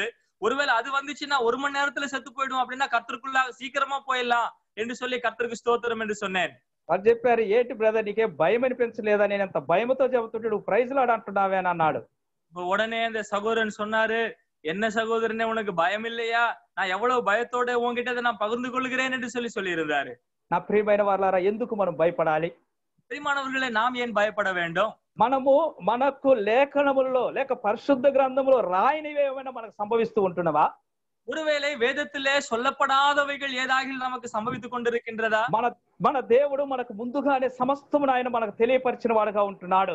நம்முடைய தேவன் முன்னதாகவே நமக்கு எல்லாவற்றையும் தெரியப்படுத்தினவராக இருக்கின்றார். పరిశుద్ధ గ్రంథాన్ని అందులో రాసి ప్రతిదీ ఆయన ఏది మరుగుపరచకుండా మనకు రాసిచ్చి ఉంటున్నాడు. பரிசுத்த வேதத்திலே எல்லாவற்றையும் மறைத்து வைக்காமல் நமக்கு அவர் தெரியப்படுத்தி இருக்கின்றார். కాబట్టి మనము కూడా అనేక సందర్భంలో మనము ప్రసంగాలు చేస్తుంటున్నాం. ప్రసంగికులు ప్రసంగిக்கிறவர்கள் అనేక నిలమైகளிலே நாம் ప్రసంగిத்து இருக்கின்றோம். అనేక పెద్దలు, సంఘం నడిపే పెద్దలు అనేకులతో కూడా ఈ సంగతులని చెప్పి ప్రభువుని నమ్ముకోండి, ప్రభువుని నమ్ముకోమని మనము కూడా అనేక మంది చెప్పుంటున్నాం అనేకులకు. அநேக மூப்பர்களாக இருக்கக்கூடியவர்கள், பிரசங்கிமார்களாக இருக்கக்கூடியவர்கள் இந்த விஷயங்களை எல்லாம் சொல்லி நீங்க கர்த்தரை நம்புங்க, கர்த்தரை ஏற்றுக்கொள்ளுங்க அப்படின்னு சொல்லி அவர்களுக்கு நாம் சொல்லி இருக்கின்றோம். అదిగో ఇలాగ జరుగుతున్నవని చెప్పి అనేకులకు మనం చెప్పాము. కానీ இப்படி எல்லாம் சம்பவிக்கும் அப்படின்னு சொல்லி நாமளே அநேகருக்கு சொல்லி இருக்கின்றோம். కానీ ఇప్పుడు అవి సంభవిస్తుంటే మనము భయభీతులతో చెందిన వారిగా కనబడుతూ ఉంటున్నాము. அவைகளை இப்பொழுது சம்பவித்துக் கொண்டிருக்கும் பொழுது சொன்ன நாமே பயந்து போய் காணப்பட்டு கொண்டிருக்கின்றோம். గవర్నమెంట్ వారు చేసే పనులు వారు చేస్తుంటారు, వారిని మనం తప్పనటం లేదు. அரசாங்கத்தினர்கள் அவர்கள் செய்யக்கூடிய வேலையை அவர்கள் செய்து கொண்டிருக்கிறார்கள், அவர்களை தவறு என்று சொல்லவில்லை. కానీ నీవేం చేస్తున్నావు? అదే మరలా అందరికి చెప్తుంటున్నావా? దానికి మారుగా దేవుణ్ణి ఎత్తి చూపించేవారుగా కనబడుతూ ఉంటున్నామా?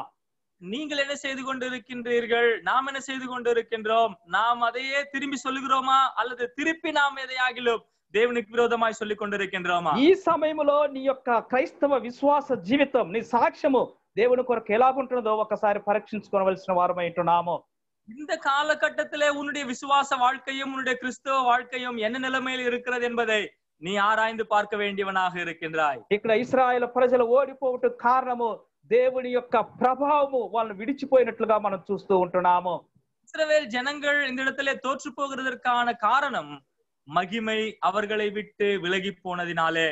ఎందుకు ఇశ్రాయేలు ప్రజల్లో నుండి ఆ యొక్క మహిమ ప్రభావము ఎడలిపోయినదని మనం గమనిస్తూ ఉంటున్నప్పుడు, இஸ்ரவேல் ஜனங்களை விட்டு ஏன் மகிமையானது விலகி போயிற்று என்று சொன்னால், అదిగో వారు దేవునిని ఎరగవలసిన విధముగా ఎరగని వారుగా కనబడుతూ ఉంటున్నారు.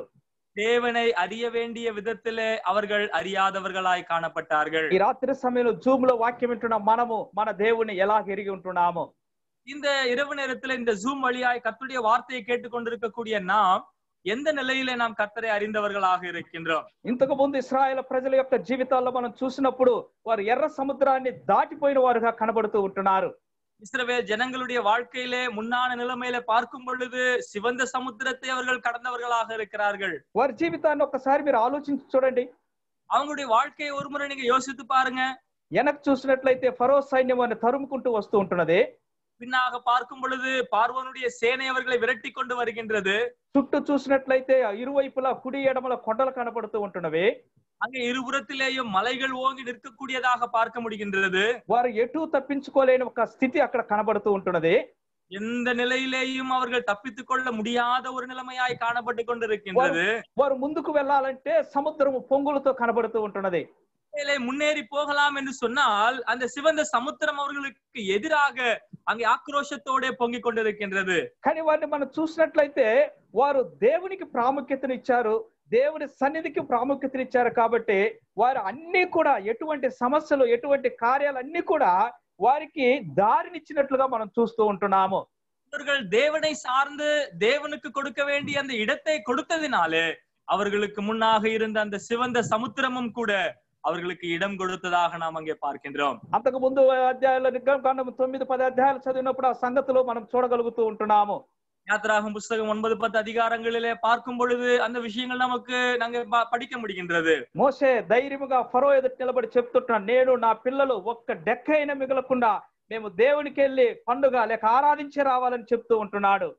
இங்கே நானும் என்னுடைய பிள்ளைகளும் கர்த்தரை ஆராதிக்கிறதற்காக எந்த விதத்திலேயும் ஒரு சின்ன மிருகமாவது அங்கே விட்டு விடாமல் எல்லாரும் செல்ல வேண்டும் என்று சொல்லுகின்றார். నువ్వేమైనా చేయి ఫరో, మేము భయపడము, మేము ఆరాధించాలి, మేము వెళ్ళాలని చెప్తూ ఉంటున్నట్లుగా చూస్తూ ఉంటున్నాము. பர்வோனே, நீ என்ன செய்தாலும் பரவாயில்லை, எங்களுக்கு பயமில்லை, நாங்கள் எங்களுடைய கர்த்தரை ஆராதிப்பதற்காக நாங்கள் செல்ல வேண்டும் என்று சொல்லுகின்றார். ఈ కాల పరిస్థితుల్లో మనం ఎలా కనబడుతూ ఉంటున్నాము? இந்த கால சூழ்நிலையில நாம் எப்படியாய் காணப்படுகின்றோம்? కాబట్టి వారు ధైర్యముగా వారు నిలబడ్డారు. కాబట్టి அவர்கள் தைரியமாக அவர்கள் முன்னேறி சென்றதினாலே సముద్రము కూడా 2 పాయలయ్యి ఆరిన నేల వారికి అనుగ్రహించినట్లుగా నడిపించినట్లుగా చూస్తూ ఉంటున్నాము. சமுத்திரமும் கூட 2ஆக பிரிந்து அவர்கள் வெட்டாந்தரையிலே நடந்து போனார்கள் என்று சொல்லி பார்க்கின்றோம். యోర్దాను నది రాశి వలె అటు ఇటు నిలబడి వారికి దారిచ్చినట్లుగా మనం చూస్తూ ఉంటున్నాము. அதற்கு பிற்பாடு அங்கே யோர்தானும் கூட அங்கே ஒரு ஒரு ஒரு சுவரை போல நின்று அவர்களுக்கு வழிவிட்டதாக நாம் அங்கே பார்க்க முடிகின்றது. వారు మందస్సమును తీసుకొని వెళ్తుండగా వారికి ఏ ఆటంకం లేకుండా విజయాలు వారు కలిగినట్లుగా చూస్తూ ఉంటున్నాము. உடன்படிக்கை பெட்டியை அவர்கள் சுமந்து கொண்டு செல்லும் பொழுது யாதொரு தடைகளும் இல்லாதபடிக்கு வெற்றிகளை பெற்றவர்களாக அவர்கள் முன்னேறி சென்றார்கள். కానీ ఈయన మనం ఇక్కడ చూసినప్పుడు వీరు వారిలాగా ఆ భక్తి విశ్వాసము దేవుడి మీద ఉంటున్న నమ్మకము వీరిలో లేదని మనం గమనిస్తూ ఉంటున్నాము. ஆனால் இங்க இவர்கள் தோற்று போகிறதற்கான காரணம் அந்த ஜனங்கள் வைத்த அந்த விசுவாசமும் கர்த்தர் மேலுள்ள நம்பிக்கையும் இல்லாதவர்களாக இந்த ஜனங்கள் காணப்பட்டு கொண்டிருக்கிறார்கள். మందసం ఉంటే చాలు అనుకున్నారు కానీ உடன்படிக்கை பெட்டி இருந்தா போதும் அப்படின்னு சொல்லி நினைச்சுக்கிட்டு இருந்தாங்க. కానీ అందులో ఉన్న శాసనములు ఎలాగున్నావో వాటిని అనుసరించి నడుచుకోవాలన్న సంగతిని వారు మర్చిపోయినట్లుగా చూస్తుంటున్నాము. என்னுடைய கற்பனைகள் எப்படி இருக்கிறதோ அதை பின்பற்றி எப்படி நடக்க வேண்டுமோ என்பதான விஷயங்கள் அதை அவர்கள் அலட்சியம் செய்தவர்களாக இருக்கிறார்கள். నా ప్రియమైన సహోదరి సహోదరులారా, మన జీవితాలను మనం ఒకసారి పరీక్ష చేసుకుందాము. எனக்கு பிரியமான சகோதரரே சகோதரிகளே, நம்முடைய வாழ்க்கையை நம்மை நாம ஒரு முறை யோசித்து பார்ப்போம். ఆ తర్వాత భాగంలో మనం చదువుకుంటూ వచ్చినప్పుడు அதற்கு பிற்பாடான பகுதிகளிலே நாம் வாசித்து வரும் பொழுது వారు మందసాన్ని ఆ ఇశ్రాయేలు క్షమించండి ఫిలిష్తీయులు వారు మందసమును పట్టుకొని వారి యొక్క దేశంలోనికి వారు తీసుకొని వెళ్ళినట్లుగా చూస్తూ ఉంటున్నాము. பிலிஸ்தேர்கள் உடன்படிக்கை பெட்டியை பிடித்துக் கொண்டு தங்களுடைய தேசத்துக்கு கொண்டு போனார்கள் என்று சொல்லி பார்க்கின்றோம். అక్కడ చూసినట్లయితే ఫిలిష్తీయులను, అష్డోదు వారు, ఎక్రోను వారు వారి యొక్క జీవితాల్లో కూడా రహస్య గడ్డల చేత దేవుడు అక్కడ మొత్తాడనే మాటలు మనం చూస్తూ ఉంటున్నాము. அங்கே பெலிஸ்தியர்கள் அங்கே உள்ள அந்த அந்நிய தேசத்தாரையும் கூட கர்த்தர் வாதையினாலே வாதித்தார் என்று சொல்லி அங்கே நாம் பார்க்கின்றோம். అక్కడ దాగోను యొక్క గుడిలో ఉంటున్న దేవత తల కూడా துண்டிச்சபடினట్లుగా చూస్తూ ఉంటున్నాము. இங்கே தாகோனில் இருக்கக்கூடிய அந்த விக்கிரகத்தினுடைய தலை அங்கே துண்டிக்கப்பட்டதாக அங்கே பார்க்க முடிகின்றது. కాబట్టి ఇశ్రాయేలు ప్రజలు ఫిలిష్తీయులు ఒక ఆలోచన చేస్తూ ఉంటున్నారు. இதுவே பெலிஸ்தேர்கள் ஒரு யோசனை அங்கே செய்கிறார்கள். ఎందువల్ల మనం ఈ నష్టం అనుభవిస్తుంటున్నాము? நாம் ஏன் இந்த நஷ்டங்களை எல்லாம் அனுபவித்துக் கொண்டு இருக்கின்றோம்? ఎందువలన మన యొక్క బాధలు ఇలాగ ఉంటున్నామని వారు ఆలోచించినప్పుడు இந்த வருத்தங்களை எல்லாம் நாம் ஏன் அனுபவிக்கிறோம் என்று அவர்கள் சிரித்துக் கொண்டிருக்கும் பொழுது ఇశ్రాయేలు దగ్గర ఉండవలసిన మందసము, జీవము కలిగిన దేవుని మందసం మన దగ్గర ఉండబట్టి మనకి నష్టము, మనకి బాధ, మనకి మరణ భయం అని చెప్పి వారు గ్రహించారు. இஸ்ரவேலர்கள் மத்தியில இருக்க வேண்டிய ஜீவனுள்ள தேவனுடைய அந்த உடன்படிக்கை பெட்டியானது நம் மத்தியில இருக்கிறதுனாலேதான் இந்த நஷ்டமும் இந்த பெரும் வாதைகளும் நமக்கு உண்டாகிறது என்று சொல்லி அதை அவர்கள் புரிந்து கொண்டார்கள். అలాగైతే వారు ఒక ఆలోచన చేస్తుంటున్నారు. இப்பொழுது அவர்கள் ஒரு யோசனை செய்கிறார்கள். అక్కడ ఆ యొక్క ఫిలిస్తీయుల 5 సర్దార్లు, వారి యొక్క యాజకులు ఒక ఆలోచన చేసి బంగారు యొక్క ఆ యొక్క పందికొక్కులు చేసి అలాగ ఒక క్రొత్త బండి మీద పెట్టి వారు పంపిస్తున్నారనే మాటలు చూస్తూ ఉంటున్నాము. அங்கே பெலிஸ்தியர் தேசத்திலே உள்ள பூஜாரிகள் அவர்கள் எல்லாரும் கூட அங்கே சேர்ந்து ஒரு யோசனை செய்து ஒரு புது பெட்டியை அவர்கள் ஒரு புது வண்டியை அவர்கள் ஆயத்தம் பண்ணி அதிலே அவர்கள் என்ன செய்தார்கள், அந்த கர்த்தருடைய பெட்டியை வைத்து அனுப்பிவிட்டார்கள். అది వెడలిపోయిన వెంటనే వారిలో ఉండే వాద లేక తెగులు ఆగిపోయినట్లుగా చూస్తూ ఉంటున్నాము.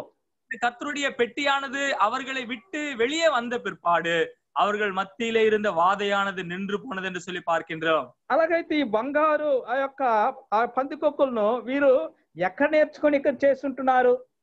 இந்த பெருச்சாளிகளை போன்றதான அந்த சுரூபங்களை அவர்கள் எங்கே கற்றுக்கொண்டு வந்தார்கள்?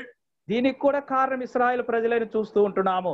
இதற்கும் காரணம் அந்த இஸ்ரவேலர்கள் என்று சொல்லி நாம் அங்கே பார்க்கின்றோம். అన్య జనాంగమైన నష్టపోవటానికి నేటి దినాన కారణము దేవుని ప్రజలే అనేక సందర్భాలు అవుతున్నట్లుగా చూస్తూ ఉంటున్నాము. அந்நிய ஜனங்களாக இருந்தாலும் நஷ்டப்போடு போகிறதற்கான காரணம் இன்றைய நாட்களிலே விசுவாசிகளாய் தேவனுடைய பிள்ளைகளாய் காணப்படுகிறார்கள். దేవుని పిల్లలు దేవుని కొరకు ఇవ్వవలసిన ఘనత మర్యాదలు, దేవుని కొరకు ఉండవలసిన ఆ ధైర్యంతో ఉండకపోవటం బట్టి, లొంగిపోవటం బట్టి నేటి దినాన దేవుని కార్యములు బయట అధికముగా వెడలేకపోయినట్లుగా మనం గమనిస్తూ ఉంటున్నాము. தேவனுடைய பிள்ளைகளா இருக்கக்கூடியவர்கள் தேவனுக்காக தைரியமாய் நின்று எந்த விடத்திலேயும் விட்டு கொடுக்காதபடிக்கு நிற்க வேண்டியவர்களாக இல்லாததினாலே இன்றைக்கு தேவனுடைய மகிமையானது அநேக இடங்களுக்கு அங்கே பரவாமல் காணப்பட்டு கொண்டிருக்கின்றது. ఫిలిస్తీయులు, ఎక్రోనీయులు, అశ్షూరీయులు వారు బంగారు పందికొక్కులు చేయటం ఎక్కడ నేర్చుకున్నారని మనం గమనించి చూసినప్పుడు இங்கே பெலிஸ்தியரும் அங்கே உள்ள அஸ்கரோர் இருக்கக்கூடியவர்களும் அங்கே மற்றவர்களும் அங்கே உள்ள அந்த புது வண்டியையும் அங்கே உள்ள அந்த விக்கிரகத்தினுடைய கன்றுக்குட்டியினுடைய காரியங்களையும் செய்யும் பொழுது எங்கே அவர்கள் கற்றுக்கொண்டார்கள் என்று சொல்லி நாம் பார்க்கும் பொழுது నిర్గమకాండము 32వ అధ్యాయం చదివినప్పుడు మనకు ఆ సంగతులు జ్ఞాపకం వస్తూ ఉంటున్నవి. யாத்திராகமம் 32ஆம் அதிகாரத்திலே அந்த காரியங்கள் எல்லாம் நமக்கு நினைவுக்கு வருகின்றது. మోషే సీనాయి కొండ మీదకి వెళ్తూ ఉంటున్నాడు. மோசே அங்கே அந்த சீனாய் மலையின் மேல் போகின்றார். అదిగో నేను వచ్చేంత వరకు అహరోనుకు ఆ ప్రజల బాధ్యత అప్పగించి నువ్వు జాగ్రత్తగా చూసుకోమని చెప్పుంటున్నాడు. அங்கே ஜனங்களை அங்கே இந்த பொறுப்பை எல்லாம் நீ பார்த்துக்கொள் என்று சொல்லி மோசே அங்கே மலைக்கு ஏறி இருக்கிறார். అహరోనుకు ఆ బాధ్యతలు అప్పగించినట్లుగా చూస్తుంటున్నాము. அஹரோனுக்கு அந்த பொறுப்பை ஒப்பு கொடுத்தார் என்று சொல்லி பார்க்கின்றோம்.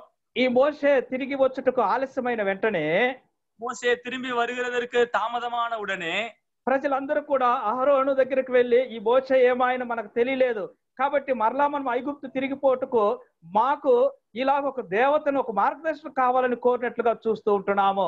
இந்த மோசேக்கு என்ன ஆனதோ ஆகவே எங்களுடைய பயணத்தை திரும்பவும் எகிப்துக்கு செல்லுகிறதற்காக வேண்டி எங்களை வழிநடத்துகிறதற்கு எங்களுக்கு ஒரு தெய்வம் வேண்டும் என்று சொல்லி அங்கே ஆயத்தப்படுத்தும்படியாக ஆரோனிடத்துல கேட்டார்கள். వాస్తవంగా అహరోను ఏం చేసి ఉండాలి? உண்மையாக ஆரோன் என்ன செய்திருக்க வேண்டும்? దేవుని గురించిన సంగతులతో వారిని బలపరిచి ఉండాలి. தேவனுடைய காரியத்தினாலே அவர்களை பலப்படுத்தி இருக்க வேண்டும். ఐగుప్తు దేశంలో దేవుడు ఆ ఐగుప్తులకు చేసిన సంగతులు మరలా వారికి జ్ఞాపకం చేసి ఉండాలి. எகிப்திலே உள்ள ஜனங்களுக்கு தேவன் செய்த காரியங்களை அங்கே மறுபடியும் ஞாபகப்படுத்தி இருக்க வேண்டும். ఆ ఐగుప్తు నుండి వారు ఎలా బయటకు వచ్చారో, వచ్చేటప్పుడు వారు ఎలా వచ్చారో సంగతిని జ్ఞాపకం చేసి ఉండాలి. எகிப்திலிருந்து வெளியே வரும் பொழுது அவர்கள் எப்படிப்பட்ட நிலைமையில வந்தார்கள், இந்த காரியங்கள் எல்லாம் ஞாபகப்படுத்தி இருக்க வேண்டும். ఐగుప్తు నుంచి వచ్చినప్పుడు ఎర్ర సముద్రం వరకు ఎలా దారిచ్చిందో వారికి జ్ఞాపకం చేసి ఉండాలి. எகிப்திலிருந்து வெளியே வரும் பொழுது சிவந்த சமுத்திரம் எப்படி அவர்களுக்கு வழிவிட்டதோ அதை அவர்களுக்கு ஞாபகப்படுத்தி இருக்க வேண்டும். వారు ప్రతిదినం తింటున్న మన్నా, పరలోకం నుండి దేవదూతలు భుజించే మన్నాను వారికి జ్ఞాపకం చేసి ఉండాలి. அவர்கள் ஒவ்வொரு நாளும் புசித்துக் கொண்டிருக்கக்கூடிய அந்த மன்னாவை அவர்கள் ஞாபகப்படுத்தி இருக்க வேண்டும். ఇలాగ అనేక దైవ సంగతులు వాళ్ళు జ్ఞాపకం చేసి వారు ఉత్సాహపరచవలసిన అహరోను இப்படியாக தேவனுடைய காரியங்களை அவர்களுக்கு ஞாபகப்படுத்தி தேவனுடைய ஜனங்களை உற்சாகப்படுத்தி இருக்க வேண்டிய அந்த ஆரோன் ఇస్రాయేలుకు లేక అక్కడ ఉన్న వారికి భయపడి వారి ముక్కులో చెవుల్లో ఉంటున్న బంగారం తీసుకొని వచ్చి ఒక దూడను చేసినట్లుగా మనం చూస్తూ ఉంటున్నాము. இஸ்ரவேல் ஜனங்களுக்கு ஆரோன் அங்கே பயந்து போனவராக அவருடைய காதணிகள், அவர்களுடைய பொன்னாபரணங்கள் இவைகளெல்லாம் கொண்டு வந்து அதனாலே ஒரு கன்றுக்குட்டியை, பொன் கன்றுக்குட்டியை செய்கிறதாக அங்கே நாம் பார்க்கின்றோம். లోకస్తులకు ఒక మార్గాలు చూపించే ఇలాంటి వారు కూడా అనేక మంది ఉన్నట్లుగా మనం చూస్తూ ఉంటున్నాము. உலகத்தாருக்கு வழிகளை இப்படி விதமாக தெரியப்படுத்துகிற அநேக கிறிஸ்தவர்கள் இருக்கின்றார்கள். నేటికి క్రైస్తవుడు అంటే, దేవుడు అంటే, యెహోవా దేవుడు యొక్క ప్రభు అయిన యేసుక్రీస్తు అంటే ప్రజలకు ఒక గౌరవము, ఒక మర్యాద నేటికి ఉంటున్నది. కానీ உலகத்தில் இருக்கக்கூடிய ஜனங்களுக்கு நம்முடைய தேவன் என்று சொன்னால் கனம், மகிமை அவர்களுக்கும் இருந்து கொண்டிருக்கின்றது. కానీ వీరు లోబడుటను బట్టి, వీరు తగ్గిపోటును బట్టి, వీరిని అనుసరించి వారితో కూడా ఏకీభవించుటను బట్టి దేవునికి రావలసిన ఘనతను రాలేకపోతున్నట్లుగా చూస్తూ ఉంటున్నాము. ஆனால் தேவனுடைய ஜனங்கள் என்று சொல்லக்கூடியவர்கள் உலகத்தாரோட ஒத்து போகிறதுனாலே, இணங்கி போகிறதுனாலே, அவர்கள் தங்களை தாங்களே எந்த நிலையிலே தங்கள் தேவனுக்காக நிற்க வேண்டுமோ நிற்காமல் போகிறதுனாலே దేవునికి வரவேண்டிய கனமும் மகிமையும் வராமல் போகின்றது. ఎంతమంది అండి దానియేలు, షడ్రక్, మెషక్, అబేద్నెగో లాగా మేము ఈ చచ్చినా చేస్తాం కానీ మొక్కనే మొక్కము, మీతో మేము సహవాసం చేయమని చెప్పగలిగిన వారు ఎంతమంది మనలో ఉంటున్నారు? சாத்ராக், மேஷாக், அபேத்நெகோவை போல எத்தனை பேர் நாங்கள் மரித்தாலும் மரிப்போமே தவிர நாங்கள் வணங்க மாட்டோம், நாங்கள் பணிய மாட்டோம் என்று சொல்லக்கூடியவர்கள் எத்தனை பேர் இந்நாட்கள் இருக்கின்றார்கள்? రాజు ఎలాంటి ఆజ్ఞలు వేసినప్పటికీ కూడా ప్రార్థన చేయట నేను విడవను, ప్రభువును ఆరాధించట విడవనని దానియేలులాగా ఎంతమంది మనలో కనబడుతూ ఉంటున్నారు? ராஜாவினுடைய கட்டளை எப்படிப்பட்டதாக இருந்தாலும் சரி, நாங்கள் கர்த்தரை ஆராதிப்பதையும் வணங்குகிறதையும் நாங்கள் விடமாட்டோம் என்று சொல்லி தைரியமாய் இருக்கக்கூடியவர்கள் இந்த நாட்களில் எத்தனை பேர் இருக்கின்றார்கள்? ఇక్కడ ప్రధాన యాజకుడు అయిన అహరోను చేస్తున్న పని చూసినప్పుడు మోషే అంటున్నాడు, ప్రజలు బలవంతం చేయటను బట్టి నేను బంగారమును ఆ యొక్క అగ్నిలో వేస్తే అదే ఒక దూడై బయటకు వచ్చిందని చెప్పి సాకులు చెప్తున్న వాడుగా కనబడుతూ ఉంటున్నాడు. பிரதான ஆசாரியனா இருக்கக்கூடிய ஆரோன் அங்கே சொல்லக்கூடிய ஒரு காரியம், நான் ஜனங்களுக்கு பயந்து இந்த பொன்னாபரணங்கள், காதணிகள் இதெல்லாம் அக்னியில போட்ட பொழுது அதுவாகவே ஒரு கன்றுக்குட்டி ஆனது என்று சொல்லி அங்கே சாக்குகளை சொல்லுகிறவனாய் காணப்படுகின்றான். అలాగైతే అక్కడ సమూయేలు గ్రంథములో ఫిలిస్తీన్లు బంగారు యొక్క పందికొక్కులు చేసి అది వారు నేర్చుకున్నది ఎక్కడ నేర్చుకున్నారంటే ఈ అహరోను బంగారు దూడను చేసిన దాంట్లోనే చూస్తూ ఉంటున్నాము. அங்கே இங்க பெலிஸ்தியர்களும் கூட இந்த பொன் கன்றுக்குட்டி போன்ற காரியங்கள் எங்க கற்றுக்கொண்டார்கள் என்று சொல்லி பார்க்கும் பொழுது இந்த இஸ்ரவேலர்களாலே கற்றுக்கொண்டார்கள் என்று சொல்லி பார்க்கின்றோம். నాకు సమయం అయిపోయింది, రేపు సంగతులు చూద్దాము. எனக்கு நேரம் முடிந்தது, நாளைக்கான காரியங்களிலே நாம் அதை பார்ப்போம். నేటి దినాన క్రైస్తవుడు సరిగా నిలబడకపోవటను బట్టి, அங்கே கிறிஸ்தவர்கள் சரியான நிலைமையில இல்லாமல் போனதினாலே, విశ్వాసులు విశ్వాసంలో స్థిరులుగా ఉండకపోవటను బట్టి, விசுவாசிகள் விசுவாசத்திலே உறுதியாய் இல்லாமல் போனதினாலே, దేవుడు మనకిచ్చిన ఆజ్ఞలను, కట్టడలను, విధులను మనం సరిగా అనుసరించకపోవటను బట్టి, கர்த்தர் நமக்கு கொடுத்திருக்கக்கூடிய கற்பனைகளை நாம் சரியான நிலைமையிலே பின்பற்றாமல் போனதினாலே, నేను పరిశుద్ధుడు గనుక మీరును పరిశుద్ధులై ఉండండి, మనం పరిశుద్ధపరిచిన పరిశుద్ధతను మనం కాపాడుకోలేకపోవటను బట్టి, நான் பரிசுத்தராய் இருக்கிறது போல நீங்களும் பரிசுத்தராய் இருங்கள் என்று நம்மை பரிசுத்தப்படுத்தின அந்த பரிசுத்தத்தை நாம் காத்து கொள்ளாமல் போனதினாலே, మనం రక్షించబడి ఆ దేవుని బిడ్డలుగా మార్చబడి ఆయన కొరకు ప్రతిష్ఠించుకొని ఆ ప్రతిష్టతలో మనము నేటికి నిలవలేక జారిపోవటను బట్టి, ரட்சிக்கப்பட்ட நாம் தேவனுக்கு அர்ப்பணிக்க வேண்டிய அந்த அர்ப்பணமுள்ள வாழ்க்கையிலே நாம் நிலைத்து நில்லாமல் போனதினாலே నేటి దినాన ఈ నష్టాలు మనం అనుభవిస్తున్నామని చూస్తూ ఉంటున్నాము. இன்றைய நாட்களிலே இந்த நஷ்டங்களை எல்லாம் நாம் அனுபவித்துக் கொண்டிருக்கின்றோம். బయటికి వెళ్ళి ధైర్యముగా ఇది మా దేవుడి కార్యములని చెప్పవలసిన మనము வெளியே சென்று இது நம்முடைய தேவனுடைய காரியங்கள் தான் என்று தைரியமாய் சொல்ல வேண்டியவர்களா இருக்கக்கூடிய நாம் ప్రజలతో కూడా ప్రజలుగా మనము దాగిన వారముగా కనబడుతూ ఉంటున్నాము. ஜனங்களோடு நாமும் கூட ஜனங்களாக ஒளிந்து கொண்டிருக்கின்றோம். కనీసం పక్కింటి వారికి కూడా సువార్త చెప్పడానికి ఎక్కడొచ్చి మనం అతుక్కుంటుందన్న భయభీతులతో ఉంటున్నాము.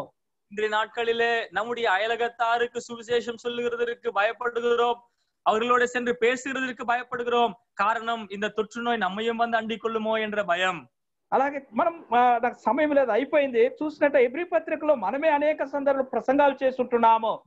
நாம எபிரேய நிருபத்தில் அநேக நேரங்களிலே நாம் பிரசங்கித்துக் கொண்டிருக்கின்றோம். జీవిత కాలం అంతా మరణ భయము చేత ఉంటున్న మనమల్లో ప్రభు అయిన యేసు క్రీస్తు వారు మరణ భయం నుండి మనం విడిపించాడనే మాటలు మనం చదువుతూ ఉంటున్నాము. ஜீவ காலமெல்லாம் மரண பயத்திலே வாழ்ந்து கொண்டிருக்கக்கூடிய நம்மை கர்த்தராகிய இயேசு கிறிஸ்துவானவர் சிலுவையின் மரணத்தினாலே நம்மை மீட்டு கொண்டார் என்று சொல்லுகின்றோம். మరలా వాక్యం చెప్తుంటున్నాము. మరలా మనము చేసే పనులు చూసినప్పుడు మనము చెప్పే వాక్యానికి మనము చేసే కార్యాలకు సంబంధం లేనట్లుగా కనబడుతూ ఉంటున్నవి. மரண பயத்திலிருந்து நம்மை நீக்கிவிட்டார் என்று நாம் பிரசங்கிக்கிறோம். ஆனால் நம்முடைய கிரியைகளுக்கு பார்க்கும் பொழுது நம்முடைய வார்த்தைகளோட ஒத்து போகாமல் பயத்தோడే வாழ்ந்து கொண்டிருக்கின்றோம். కాబట్టి ఇశ్రాయేలు ప్రజలు 4000 మంది తర్వాత 30,000 మంది మరణించుటకు కారణము వారి జీవితంలో వారు దేవునికి ఇవ్వవలసిన గౌరవము ఘనతను పరిశుద్ధతను ప్రతిష్టత వారు లేకపోవటం బట్టి చూస్తూ ఉంటున్నాము. இங்கே இஸ்ரவேலர்களிலே 4000 பேரும் அதன் பிற்பாடு 30,000 பேரும் மாண்டு போகிறதற்கான காரணம் என்னவென்று சொல்லி பார்க்கும் பொழுது இஸ்ரவேல் ஜனங்களிலே அர்ப்பணமுள்ள வாழ்க்கை பரிசுத்தமுள்ள வாழ்க்கை இல்லாததினாலே தான் என்று சொல்லி நாம் பார்க்கின்றோம். ఆ యొక్క అన్య జనాంగము నష్టపోవటకు కారణము కూడా దానికి అహరోను నేర్పించిన ఒక పద్ధతిని మనం చూస్తూ ఉంటున్నాము. இந்த புறஜாதி மக்களும் கூட அந்த சுண்டலியினுடைய அந்த விக்கிரகங்களை அவர்கள் செய்து அவர்கள் விழுந்து போகிறதற்கான காரணம் ஆரோன் போன்ற அந்த நபர்கள் காட்டின வழிகாட்டியாய் பார்க்க முடிகின்றது. అలాగైతే నేటి దినాన మనం ఏం చేస్తూ ఉంటున్నాము? அப்படியானால் இன்று நாட்களிலே நாம் என்ன செய்து கொண்டிருக்கின்றோம்? మనకు దేవుడిచ్చిన నిబంధన మనకు దేవుడిచ్చిన ఆజ్ఞలు ఎటువంటి అయి ఉంటున్నవి? தேவன் நமக்கு கொடுத்திருக்கக்கூடிய உடன்படிக்கை கற்பனைகள் எப்படிப்பட்டவைகளாக இருக்கின்றது? ప్రభు చిత్తమైతే రేపటి దినాన మనం ఇవన్నీ చూద్దాము. கர்த்தருக்கு சித்தமா இருந்தால் நாளை தினத்துல இந்த காரியங்களை நாம் பார்ப்போம். మనం ఏమి చేయాలి, మనం ఎలాగ ముందుకు సాగాలన్న సంగతులు రేపు మనము చూసుకుందాము. நாம் என்ன செய்ய வேண்டும், எப்படி முன்னேறி செல்ல வேண்டும், இவைகளை நாம் நாளை தினத்துல நாம் பார்க்கலாம். దేవుడి మాటలు మనందరి కొరకు ఆశీర్వదించి అనుగ్రహించును గాక. தேவன் தாமே இந்த வார்த்தைகள் எல்லாம் நமக்கு ஆசீர்வாதத்தை கொடுப்பாராக. అందరికీ నా హృదయపూర్వకమైన వందనాలు తెలియపరుస్తున్నాను. எல்லாருக்கும் என் இருதயத்தின் நிறைவின் நன்றிகளை நான் தெரிவித்துக் கொள்கின்றேன்.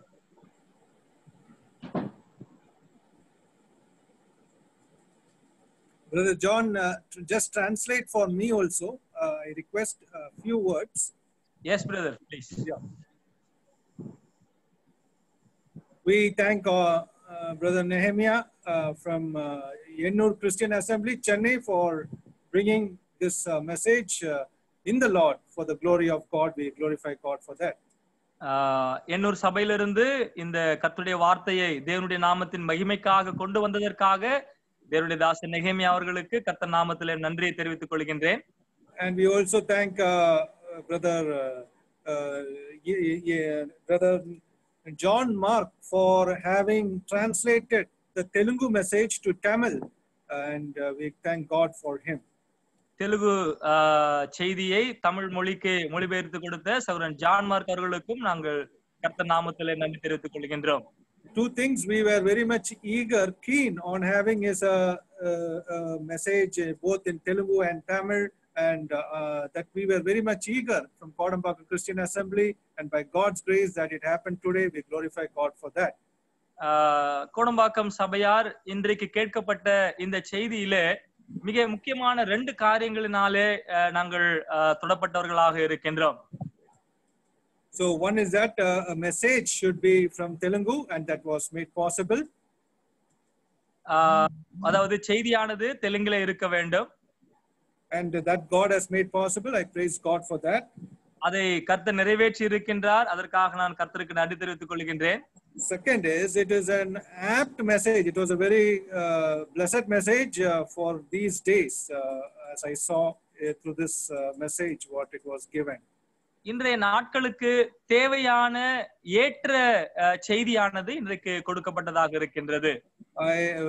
For many evenings we had many messages, but today's I feel it is very practical, and it came to the real point where we are supposed to introspect our lives as Christians in our day-to-day lives. அநேக மாலை நேரங்களிலே நாம் கர்த்தருடைய வார்த்தையை கேட்டுக்கொண்டிருக்கின்றோம். ஆனால் இன்றைக்கு ஏற்றதாகவும் நம்முடைய கிறிஸ்தவ வாழ்க்கைக்கு தேவையான வேத வசனங்களை நாம் கேட்டிருக்கின்றோம். All messages are blessed till what we have listened till date. இன்றைய நாட்கள் வரைக்குமாய் கேட்ட எல்லா செய்திகளும் நமக்கு ஆசீர்வாதமாகத்தான் இருந்தது. But this message in particular was very blessed, and we praise God for what God has done through this. ஆனால் இந்த நாளிலே அதிகமான ஆசீர்வாதத்தை கொடுத்ததாக இருக்கிறது. ஆகவே கர்த்தர் செய்த இந்த காரியத்திற்காக நான் கர்த்தருக்கு நன்றி தெரிவித்துக் கொள்கின்றேன். We have looked into 1 Samuel chapter 4. Why the Israelites lost the glory of God in their lives, that we have seen very clearly through this word of God. 1 Samuel 4ஆம் அதிகாரத்திலிருந்து கர்த்தருடைய மகிமை ஏன் விலகி போயிற்று என்பதற்கான காரணங்களை நாம் இந்த நாளிலே சிந்தித்து இருக்கின்றோம். Many a times we don't see why the glory of the Lord Jesus Christ is leaving us, and we forget the core point in that, and we are failing to realize that in our Christian walk of life.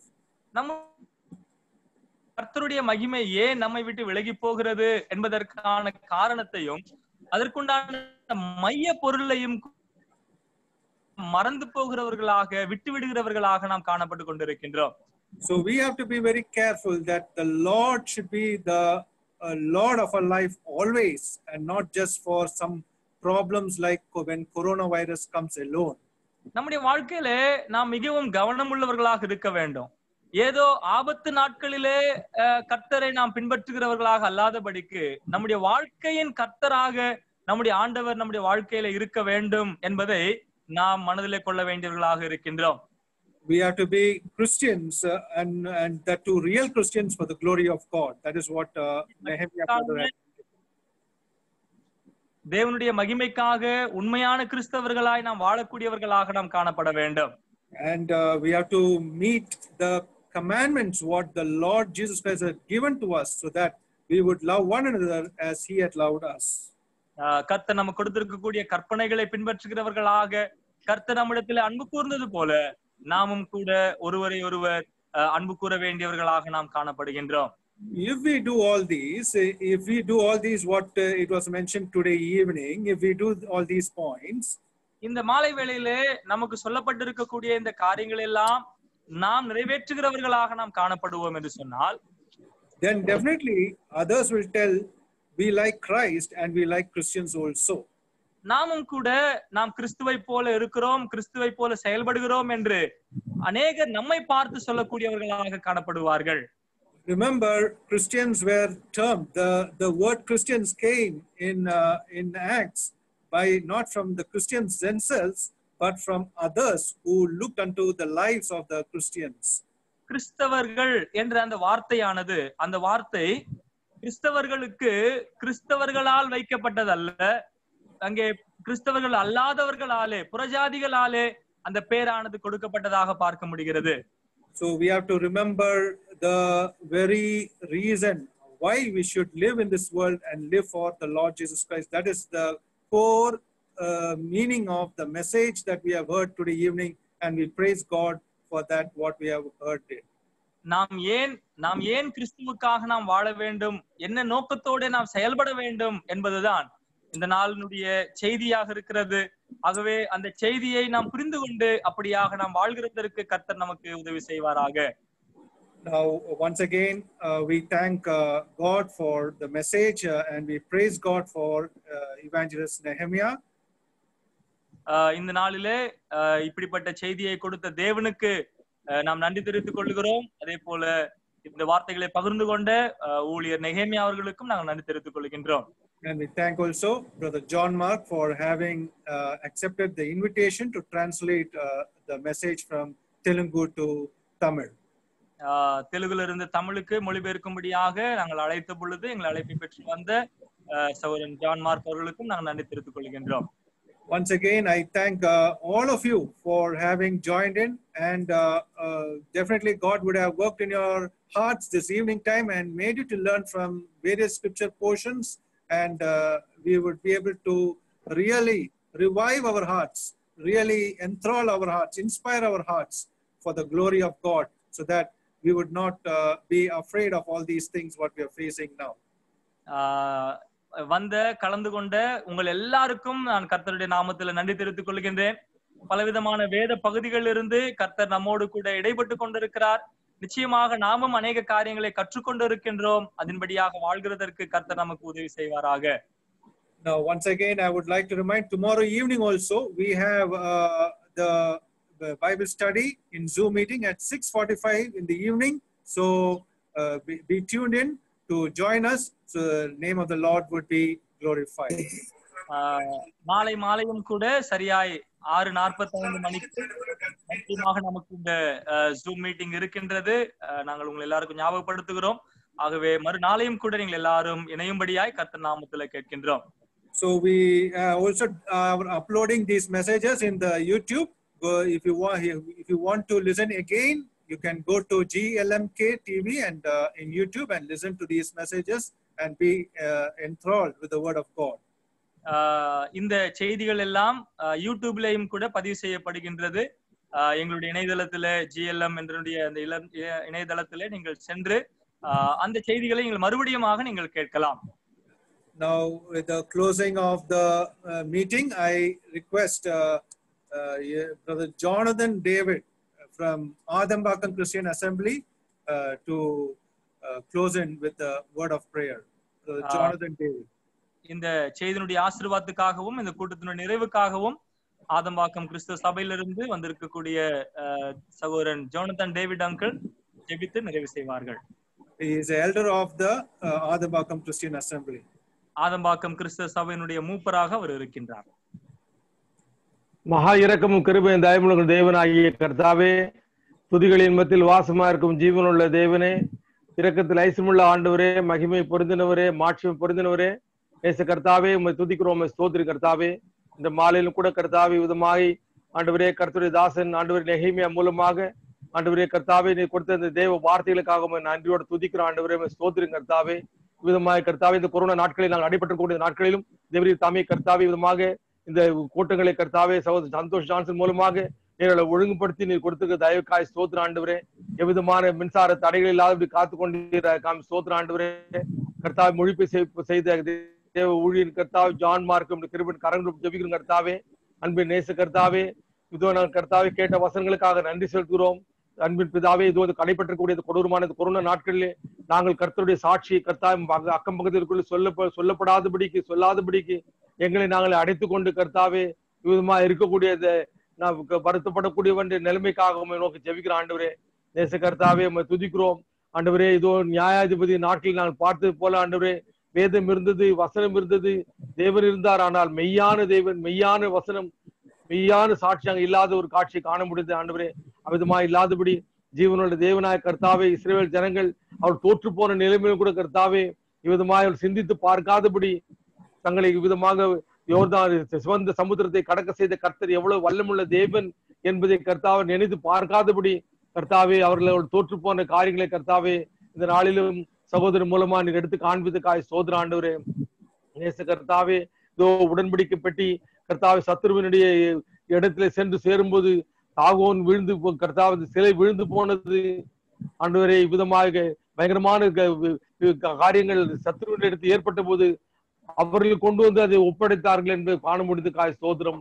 அன்பின் நேச கர்த்தாவே துதிக்கிறோம், ஸ்தோத்திரிக்கிறோம் ஆண்டவரே. இந்நாட்களும் நீர் எங்களை மீட்க வல்லவராக இருக்கிறேன் என்பதை நாங்கள் உணர்ந்து நீர் எங்களை இம்மட்டுமாய் ரட்சிப்பின் வழியில நடத்தி எங்களை மீட்டு ரட்சித்து எங்களை கர்த்தாவை முன்னோக்கி நேரில் செல்லக்கூடிய பாதையில நீர் எங்களுக்கு கூட இருக்கிறீர். எங்களை இம்மட்டுமா வழிநடத்த அற்புதமான கர்த்தர் நீர் முன்னோக்கி நடத்த வல்லவராக இருக்கிறீர் என்பதை நாங்கள் கர்த்தாவே மறந்து போனவர்களாய் சோர்ந்து போனவர்களாய் உலகத்தாரோடு கூட சேர்ந்து நாங்களும் கர்த்தாவை சோர்ந்து தளர்ந்து போகாதபடி கர்த்தருடைய வசனத்தின் மூலமா நீர் எச்சரித்து எங்களை கர்த்தாவு முன்னோக்கி செல்லும்படி எங்களுக்கு கொடுத்த உற்சாகத்துக்காக நன்றி செலுத்துகிறோம் ஆண்டவரே. நீர் இம்மட்டுமாய் எங்களுடைய ஜீவிய பாதையிலே எங்களுக்கு நீ போதுமானவராக இருந்து எங்களை மரண இருளின் பள்ளத்தாக்கில் நடந்தாலும் நான் பயப்படேன், தேவரீர் என்னோடு கூட இருக்கிறீர், போலும் தடியும் என்று தேற்றும் என்று சொல்லக்கூடிய அந்த உற்சாகமான வாக்குத்தத்தமான வார்த்தைகளை பற்றி கொண்டு முன்னோக்கி செல்லக்கூடிய வார்த்தைகளை கர்த்தருடைய தாசன் மூலமாய் பரிசுத்த ஆவியான மூலமாய் மாலை வேளை நீர் அநேகருக்கு பகிர்ந்தளித்த முடியும் தயவுக்காக நன்றி செலுத்துகிறோம். அடியே கூட கர்த்தாவை கலந்து கொள்ளும்படி திரும்பி செய்து தயவுக்காக ஸ்தோத்திரம்.